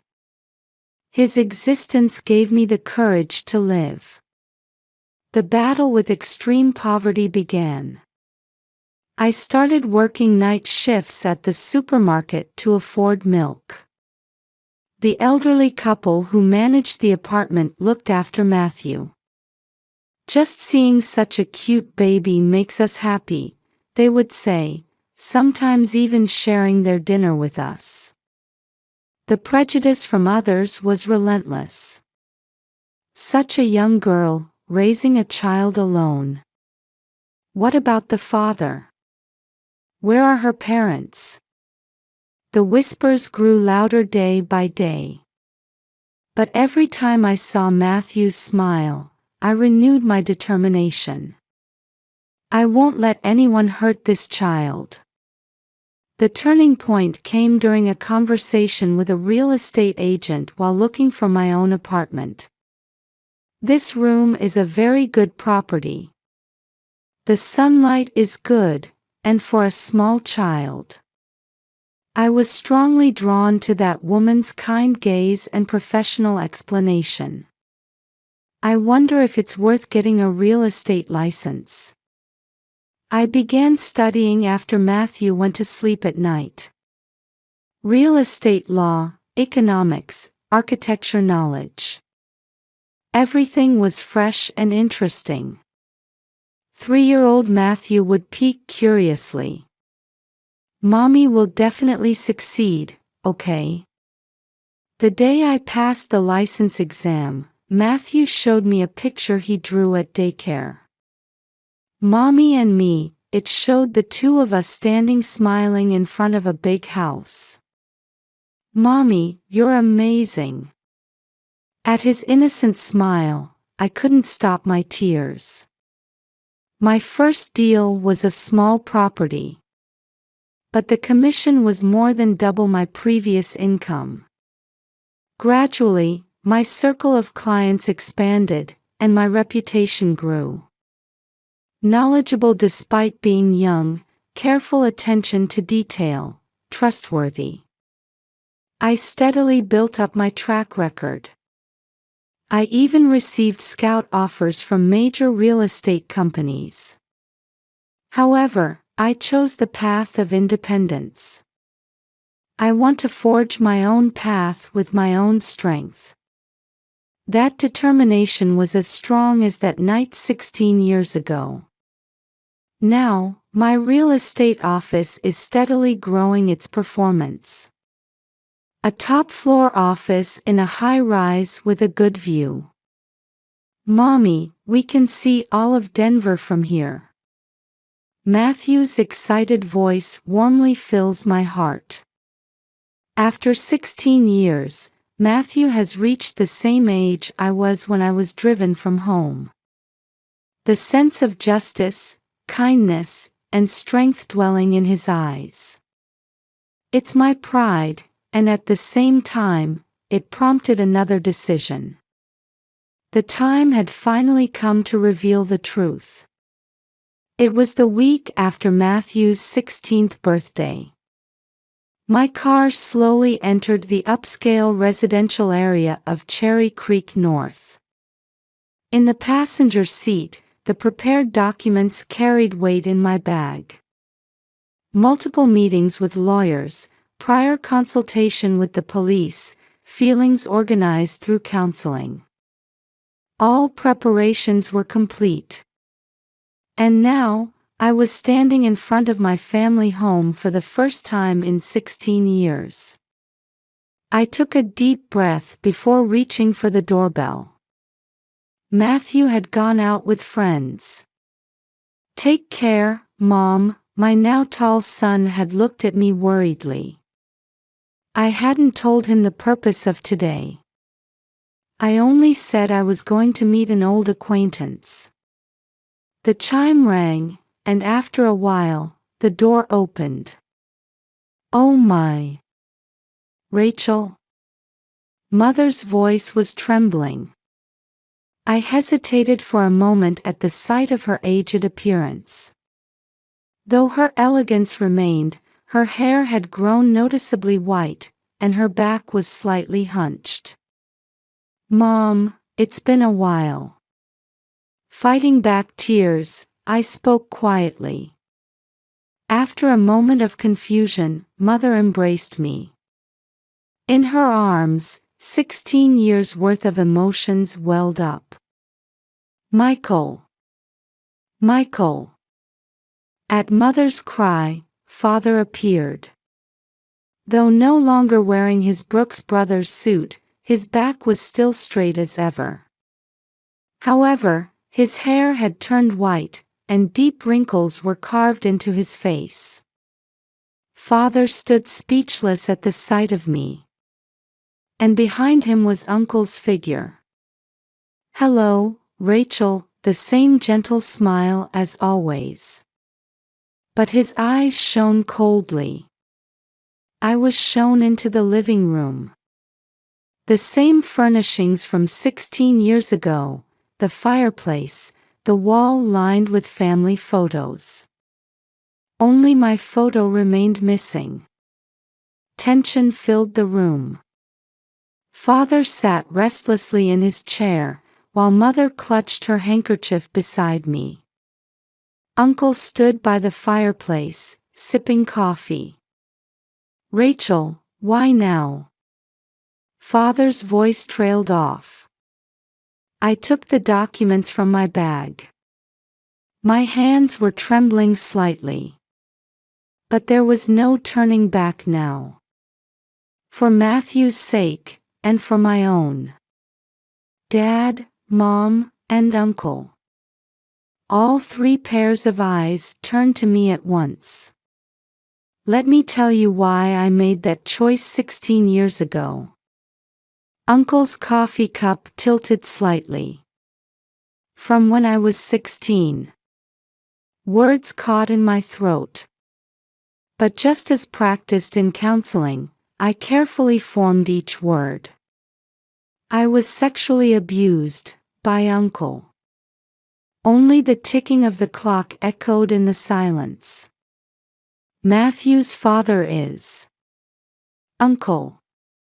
Mother screamed and collapsed to the floor. The blood drained from Father's face. Uncle's expression transformed. His gentle smile vanished, replaced by an animal-like countenance. "What are you saying, Rachel?" Uncle raised his voice. "Without any evidence." "I have evidence." I spread out the documents with trembling hands. "Everything is recorded. Dates, places, circumstances, and..." "Shut up." Uncle advanced toward me. His hand raised. At that moment, Mother stood up with her phone and shouted, "The police have already been notified." Father stood frozen in shock. Uncle's expression froze. "Linda, you can't." I knew. Mother's voice was shaking. But I was scared. I couldn't protect Rachel. Police sirens approached. Uncle started running toward the exit. But police officers were already waiting at the entrance. Father suddenly stood up and rushed toward Uncle. "Brother, why?" His voice was an anguished cry. Father's fist caught Uncle's face. The police officers separated them. Mother rushed to me and clung to me. "I'm sorry. I'm sorry." Her sobs echoed throughout the room. While embracing Mother, I gazed out the window. Unlike that rainy night 16 years ago, today was clear. As if the long darkness had finally cleared away. The police questioning began. Father collapsed in his chair, sobbing. Mother held my hand tightly, still trembling. And I began opening the doors of memory I had sealed away for 16 years, one by one. It was a painful process. But as I spoke the truth, I could feel the burden on my heart gradually lightening. That evening, I called Matthew. "Mom, are you okay?" At my son's gentle voice, tears welled up. "Yes, I'm fine. Finally, everything is over." After a long silence, Matthew said in a small voice, "Mom, you were strong." At those words, 16 years of emotions welled up. Speaking the truth might create new wounds. But at the same time, it was the first step toward healing old ones. Looking up at the sky as the sun began to set, I was certain. This wasn't the end, but a new beginning. The real healing for our family, and for us, would start from here. The verdict came down 6 months after I revealed the truth. In the Denver District Court, Stephen Wilson was sentenced to 15 years in prison. I witnessed that moment from the front row, together with my parents. When speaking as a victim, I continued with a trembling voice about my banishment 16 years ago, my lonely child rearing, and above all, the days when he stole my dignity as a young girl. In court, our eyes met for the first time. The cold light was gone from his eyes, leaving only those of an old man. Settlement payment and company dissolution. Local media reported on the Wilson construction sign being taken down. The community was shocked when the true nature of my uncle, who had posed as a philanthropist, was revealed. Father was tormented by deep regret and temporarily lost himself in alcohol. I trusted my brother too much, couldn't protect my daughter. Mother desperately supported him as he muttered this almost every night. Through counseling and addiction rehabilitation, he gradually began to recover. One day, Father came to watch Matthew's club activity. A baseball game. He silently shed tears while watching his grandson play on the field. After the game, he awkwardly called out to Matthew. "That was good playing." Matthew smiled shyly at those words. Mother actively tried to rebuild her relationship with us. On weekends, she would visit our apartment with homemade food and eagerly listen to Matthew's stories. "I should have been stronger and stood by your side then." At Mother's confession during family counseling, I felt the emotions I had harbored for so long overflow. I established a support organization for sexual abuse victims. I wanted to bring hope to others suffering in similar situations. With the motto, "Silence only protects the perpetrator," I give lectures in various places. My book, Silent Voice, received much response. Matthew gradually built his relationship with his grandparents. Though initially cautious, he began to open his heart. Grandpa's coaching me in baseball, seeing my son's happy smile as he reported this brought me healing. Matthew aims to attend the University of Denver. My son is pursuing the dream I had to give up. Father offered to provide his grandson's education fund. At least let me do this much. After a long silence, I nodded to that proposal. We began holding monthly family meetings. Though the atmosphere was awkward at first, we gradually became able to speak honestly with each other. We started spending Thanksgiving and Christmas together too. The aroma of Mother's homemade apple pie once again became part of my memories. They say Uncle refuses all visitors in prison. There are no signs of repentance, not a single word of apology. However, that no longer governs our lives. One day, we held a barbecue party in the garden of our newly purchased house. Father manning the grill, Mother making salad. Matthew chatting cheerfully with his friends. Looking at this scene, I let out a deep sigh. Mom, what's wrong? Matthew looked at me curiously. Nothing, just. I looked up at the sky. It feels like we've finally become a real family. Over the long years, we built a new form of family. It might not be perfect, but it's a relationship where we can face the truth, understand each other, and respect one another. That 17-year-old girl who left home in the cold rain with a small backpack had surely grown into an adult with real strength. And now, with my son and parents, I'm beginning to walk into a new season. Outside the window, the gentle spring sunlight warmly illuminated our future.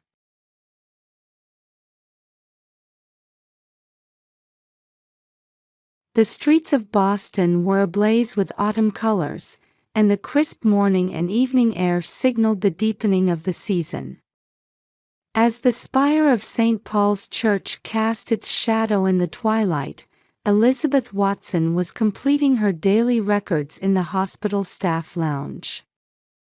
The aroma of warm coffee rising from her cup gently enveloped her tired body. Elizabeth, thank you for working late again. The child with the fracture seems to have settled down and is sleeping peacefully now. As she looked up at her colleague's voice, streetlights were beginning to illuminate one by one outside the window. As head nurse of Boston General Hospital's emergency room, her days were always long. However, the deep trust from her patients made her efforts worthwhile.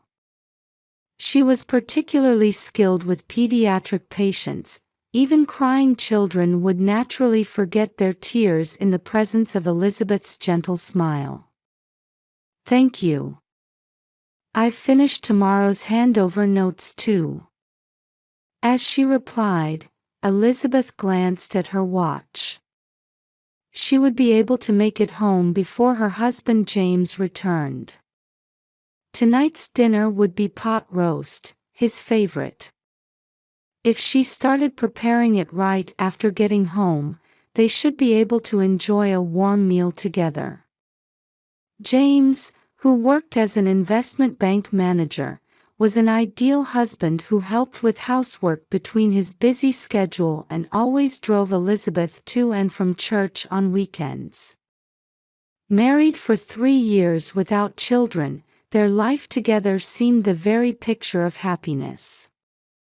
His thoughtfulness in always preparing bagels and cream cheese for breakfast on holidays was the envy of the neighborhood wives. In particular, his close relationship with his sister Rachel was well known in the community. Successful as a luxury real estate agent, she possessed both beauty and intelligence, leading a fulfilling life. She visited her brother and sister-in-law's home 2 or 3 times a week, and was as close to Elizabeth as a real sister. On holidays, the three would often visit the local farmers' market together to select ingredients for dinner. Rachel's presence added color to Elizabeth's life. She would drop by unexpectedly after work, cheerfully sharing the latest gossip, and sometimes seeking advice about her work. Although Elizabeth secretly worried about Rachel's apparent decision to remain single, she never pressed her for the reason. "Oh, Elizabeth. Working late again. It's getting quite cold, isn't it?" As she finished her records and was about to leave the hospital, her mother-in-law Martha appeared at the emergency department. She regularly visited the hospital as a volunteer. For Elizabeth, she was both a good understanding friend and supporter. The way Martha lived strongly even after losing her husband was something Elizabeth deeply respected. "Yes, but I'm done for today. Martha, would you like to join us for dinner? I'm sure James would be delighted." "Thank you, dear, but I'll pass today. I have plans with Rachel. That child, she's been acting a bit strange lately, and as her mother, I'd like to talk with her." Martha showed a slightly worried expression but quickly returned to her gentle smile before leaving. Elizabeth once again realized how blessed she was with her family relationships. Indeed, even though they were in-laws, few people were fortunate enough to have such a warm family. James and Rachel lost their father shortly after their parents' divorce.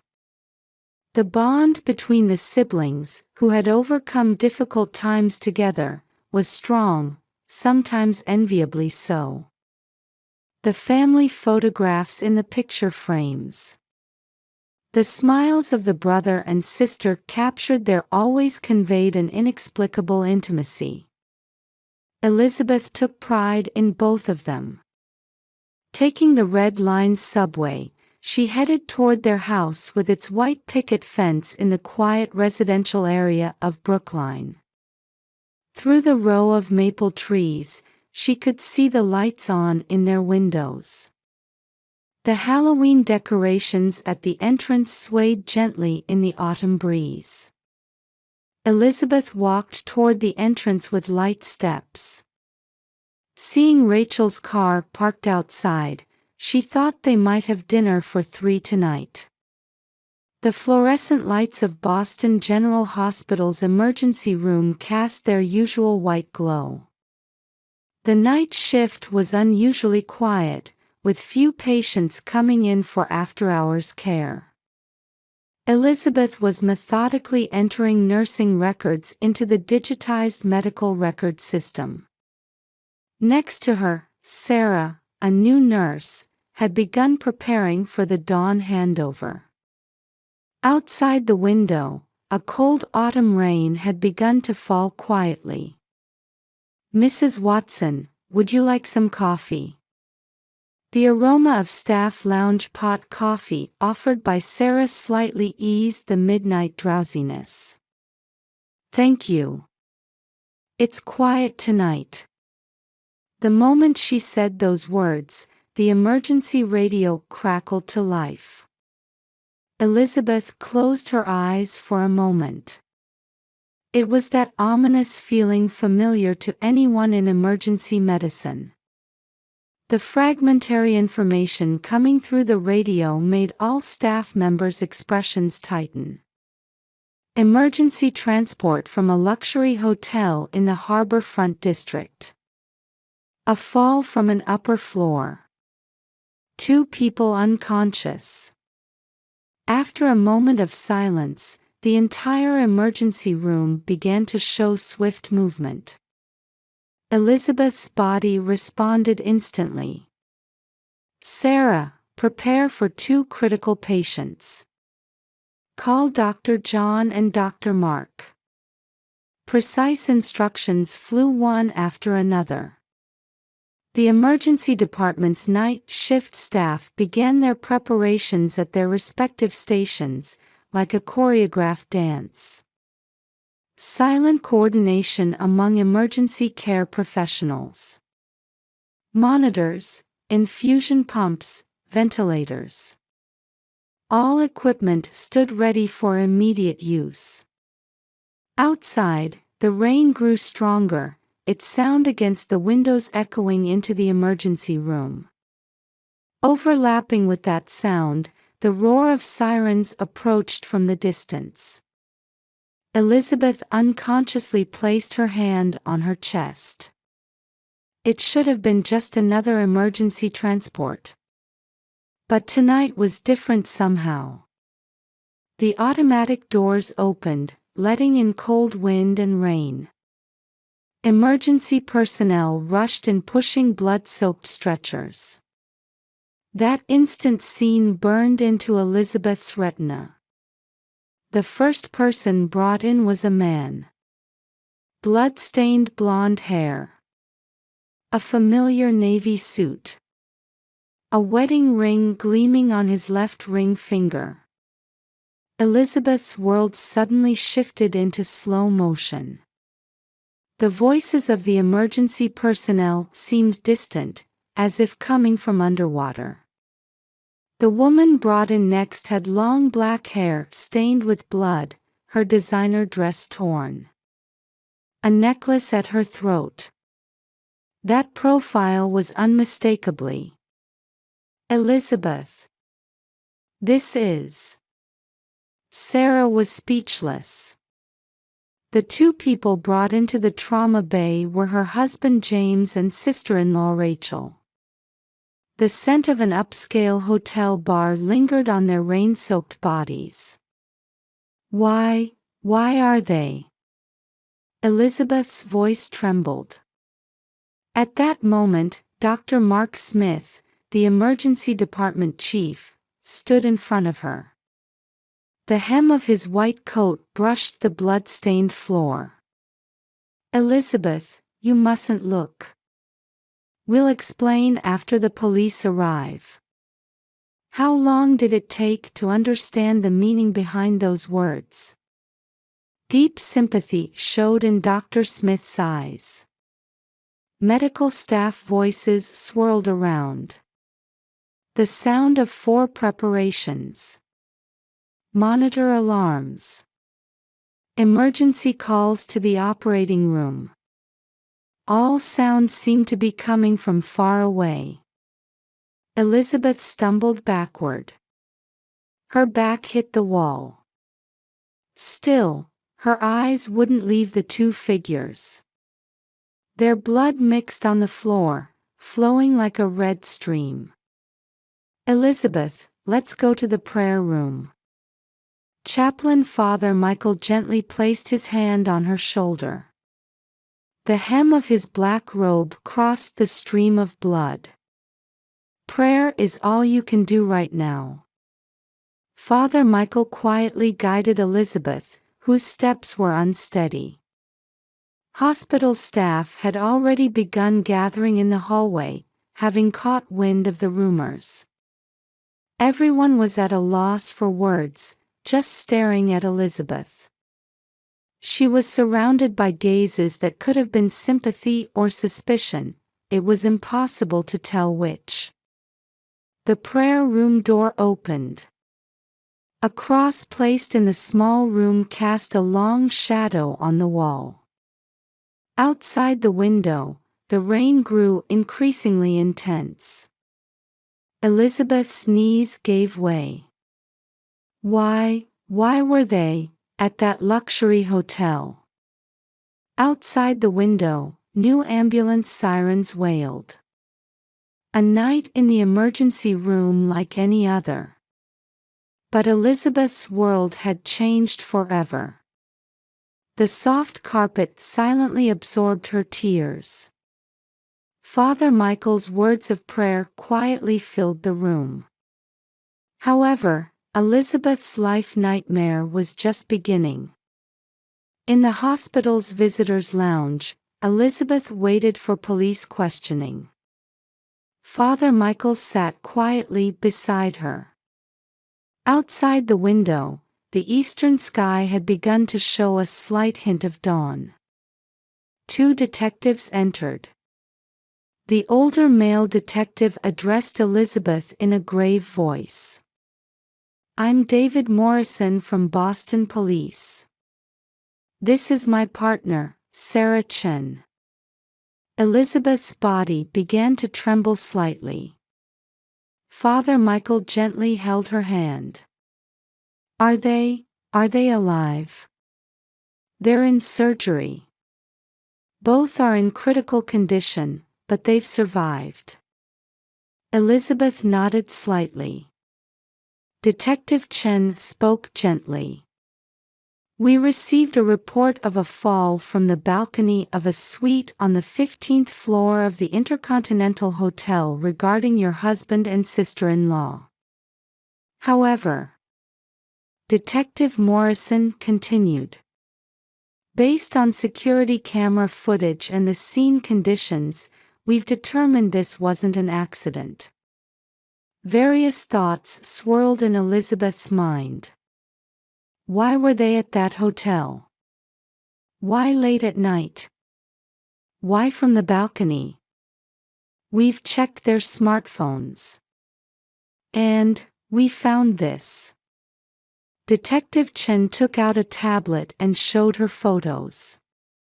Elizabeth's eyes widened. Smartphone messaging app. From James to Rachel. "We can't continue this relationship anymore. I can't bear continuing to betray Elizabeth. Let's end everything." Rachel's reply. "I feel the same way. Let's end our love that no one could understand. But I want one last time together, just the two of us." After checking the hotel's reservation records, we discovered they had been regularly booking the same room for the past 3 months. Detective Morrison's voice seemed to come from far away. Empty sleeping pill packages and 2 suicide notes were found in the room. The detectives waited quietly. Various memories raced through Elizabeth's mind like a kaleidoscope. Rachel's smile during weekend brunches. The unfamiliar perfume lingering in the master bedroom. Her husband's increasingly late returns home. Rachel's words about never marrying. The strangely intimate photos of the siblings in the family album. "We've received testimony from Martha Watson." Detective Chen continued quietly. "According to their mother, this abnormal relationship began around the time of their parents' divorce 15 years ago.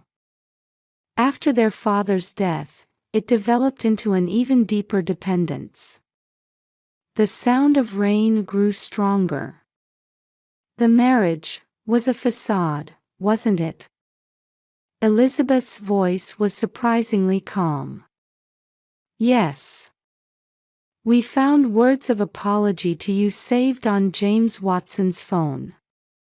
He wrote that the marriage was to maintain social appearances." "Did they attempt double suicide?" "We have to conclude that. After taking large doses of sleeping pills, from the balcony. The security camera captured them holding hands as they jumped." Detective Morrison's words trailed off. "We also found a confession scheduled to be posted on social media. It was set to auto-post at 9 a.m. this morning." Detective Chen operated the tablet. James's social media account. "I apologize for ending years of lies and sins in this way. My sister Rachel and I have been trapped in a love that no one could understand. Elizabeth, I am truly sorry for involving you. When she finished reading the confession, Elizabeth quietly stood up.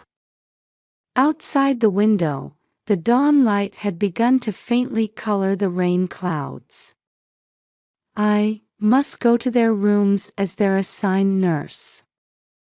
I have a duty as head nurse to protect patients' lives. Her voice didn't tremble. Elizabeth, you are completely blameless. You bear no responsibility for their actions. Elizabeth nodded slightly at Detective Morrison's words. Thank you. But now, saving patients' lives takes priority. Elizabeth took a deep breath and left the lounge. Rumors had already begun circulating among hospital staff in the hallway. However, she walked toward the nurse's station with dignified steps. 1 week after the incident. The October sunlight streaming through the intensive care unit window felt strangely white. Elizabeth stood in the hallway in front of the hospital room, her hand on the doorknob, unable to move. Mrs. Watson, you don't need to force yourself. The voice from behind came from the ICU chief physician. No, I'm all right. I am this hospital's head nurse. Though she answered this way, her hand was trembling. For a week, she hadn't been able to enter the room. Days plagued by nausea and insomnia. Food wouldn't go down her throat, and her stomach wouldn't even accept coffee. Still, she came to work every day and carried out her regular duties. Elizabeth, let's go home today. Her colleague Sarah gently placed a hand on her shoulder. But Elizabeth shook her head. I need to check the nursing records. The records contained everything written in cool medical terms. Every time she read the charts, Elizabeth's chest tightened. Rumors had spread throughout the hospital. The gazes of colleagues passing in the hallway, conversations that suddenly stopped in the break room, an occasional whispered, "Poor thing," reaching her ears. A week ago, she had been this hospital's proud head nurse. She had earned deep trust from patients and respect from staff. Martha waited for her in the waiting room. James and Rachel's mother looked as if she had aged 10 years in a week. Let me explain everything. Martha's voice contained deep exhaustion. 15 years ago, right after the divorce, I noticed. But I didn't want to acknowledge it. The abnormality of their relationship. The result of my continued denial. Elizabeth sat silently and listened to Martha's words. The family breakdown after the divorce. Their father's suicide. How the relationship between siblings who should have supported each other gradually became twisted. And then, the false marriage to maintain appearances. I'm so sorry for involving you. Martha's tears fell to the waiting room floor. That night, Elizabeth visited the church for the first time. The usual Sunday worship place now felt strangely detached. The Lord gives us trials. But He never gives us trials we cannot endure. Father Michael's words quietly echoed through the church. But Father, why would God? The darkness in human hearts runs deep. Yet it is also the human heart that can shine light on that darkness. The setting sun streaming through the stained glass windows dyed Elizabeth's praying figure red at the altar. The next day. When she was about to submit a transfer request to the hospital's HR department, an unexpected event occurred. "Elizabeth, we have a request." All the emergency department staff had gathered before her. "We know you're not the type to run away. You've done nothing wrong. This department needs you. Let's get through this together." At her colleague's words, tears welled up in Elizabeth's eyes. The emotions she had desperately held back for a week were released all at once. That night, Elizabeth entered her husband's room for the first time. James, paralyzed from the waist down, turned his face away when he saw her. "I can't find the words to apologize." James's voice was hoarse. "Your apologies won't change anything." Elizabeth's voice was surprisingly calm. "I will fulfill my duties as a nurse. But this will be our last conversation." When she left the room, Elizabeth's back was straight. A patient she passed in the hallway smiled kindly at her. "Mrs. Watson, thanks to your nursing care, my wound has healed." Those words restored some warmth to Elizabeth's heart. On the weekend, Elizabeth went to look at a new apartment. Away from the Brookline district, closer to the hospital. From the windows, she could see the Charles River flowing. "How do you like this room?" the real estate agent asked. Elizabeth took a deep breath. New air filled her lungs. "I think I can start anew here." At dusk, while preparing to move, Elizabeth removed her wedding ring. A white mark remained where the ring had been.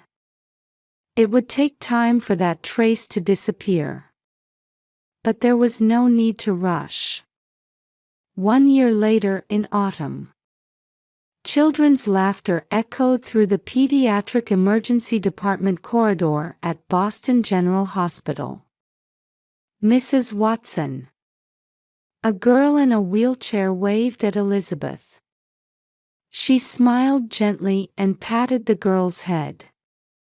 1 year after transferring to the pediatric emergency department, Elizabeth's smile was gradually becoming genuine again. "Big sister, can I go home today?" "Yes, you've done very well." When she took candy from her white coat pocket, the girl's eyes sparkled. Her colleagues watched such scenes warmly. Since Mrs. Watson came, it seems the children are recovering faster. Dr. Michael Clark, the pediatrician, spoke kindly. He was a new doctor who had arrived 6 months ago, always maintaining a gentle smile. Sometimes he would offer Elizabeth coffee. The new apartment overlooking the Charles River had become Elizabeth's place of peace. On weekends, she had begun to enjoy buying fresh vegetables at the local farmer's market and cooking for herself. Sunday morning. Elizabeth still attended St. Paul's Church. However, she now participated in a different Mass time. Father Michael quietly observed her changes. "A new light has begun to dwell within you." On her way back from church, Martha called out to Elizabeth. Her relationship with her mother-in-law had actually grown deeper than before.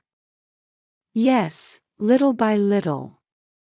The two entered a cafe near the church. From the window seat, they could see the Boston streets beginning to show their fall colors. "About James." Martha's voice trailed off. Elizabeth quietly picked up her coffee cup. After the incident a year ago, James's life had changed dramatically. With no prospect of recovery from his lower body paralysis and bankrupted by high medical costs, he was fired from the investment bank and now lived in a suburban care facility. Only Martha visited occasionally. Rachel's situation was even more serious. Diagnosed with severe mental illness, she was forced into long-term hospitalization in a psychiatric facility. Her real estate license was revoked, and she couldn't escape financial ruin from medical costs. They said she still called out her brother's name. "If only I had noticed earlier." "Martha, that wasn't your responsibility." Elizabeth gently held her mother-in-law's hand. "We must look forward and live on." Outside the cafe, the autumn sunlight was turning the street trees golden. Elizabeth's smartphone vibrated. A message from the hospital. "I'm sorry. An emergency patient." "Ah, that's the Elizabeth I know." Martha smiled with affection. On her way back to the hospital, Elizabeth looked up at the sky. Her life had changed dramatically since that rainy night a year ago. While she had lost much, she had also gained something. Entering the pediatric emergency department, she heard the usual sounds of children. Dr. Michael approached with documents in hand. "Mrs. Watson, if you're free this weekend." Elizabeth thought for a moment before nodding slightly.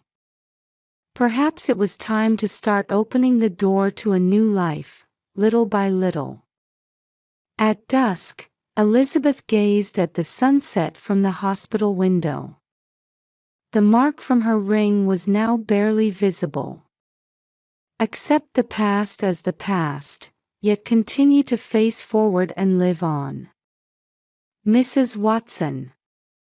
Hearing a child's voice from behind, Elizabeth turned around. Her profile, illuminated by the sunset, showed unmistakable strength. Tomorrow would bring another new day. And surely, new hope awaited beyond it. Outside the window, autumn winds gently rustled the street trees. Elizabeth took a deep breath and refilled the candy in her white coat pocket. Tonight too, she would deliver her prescriptions of smiles.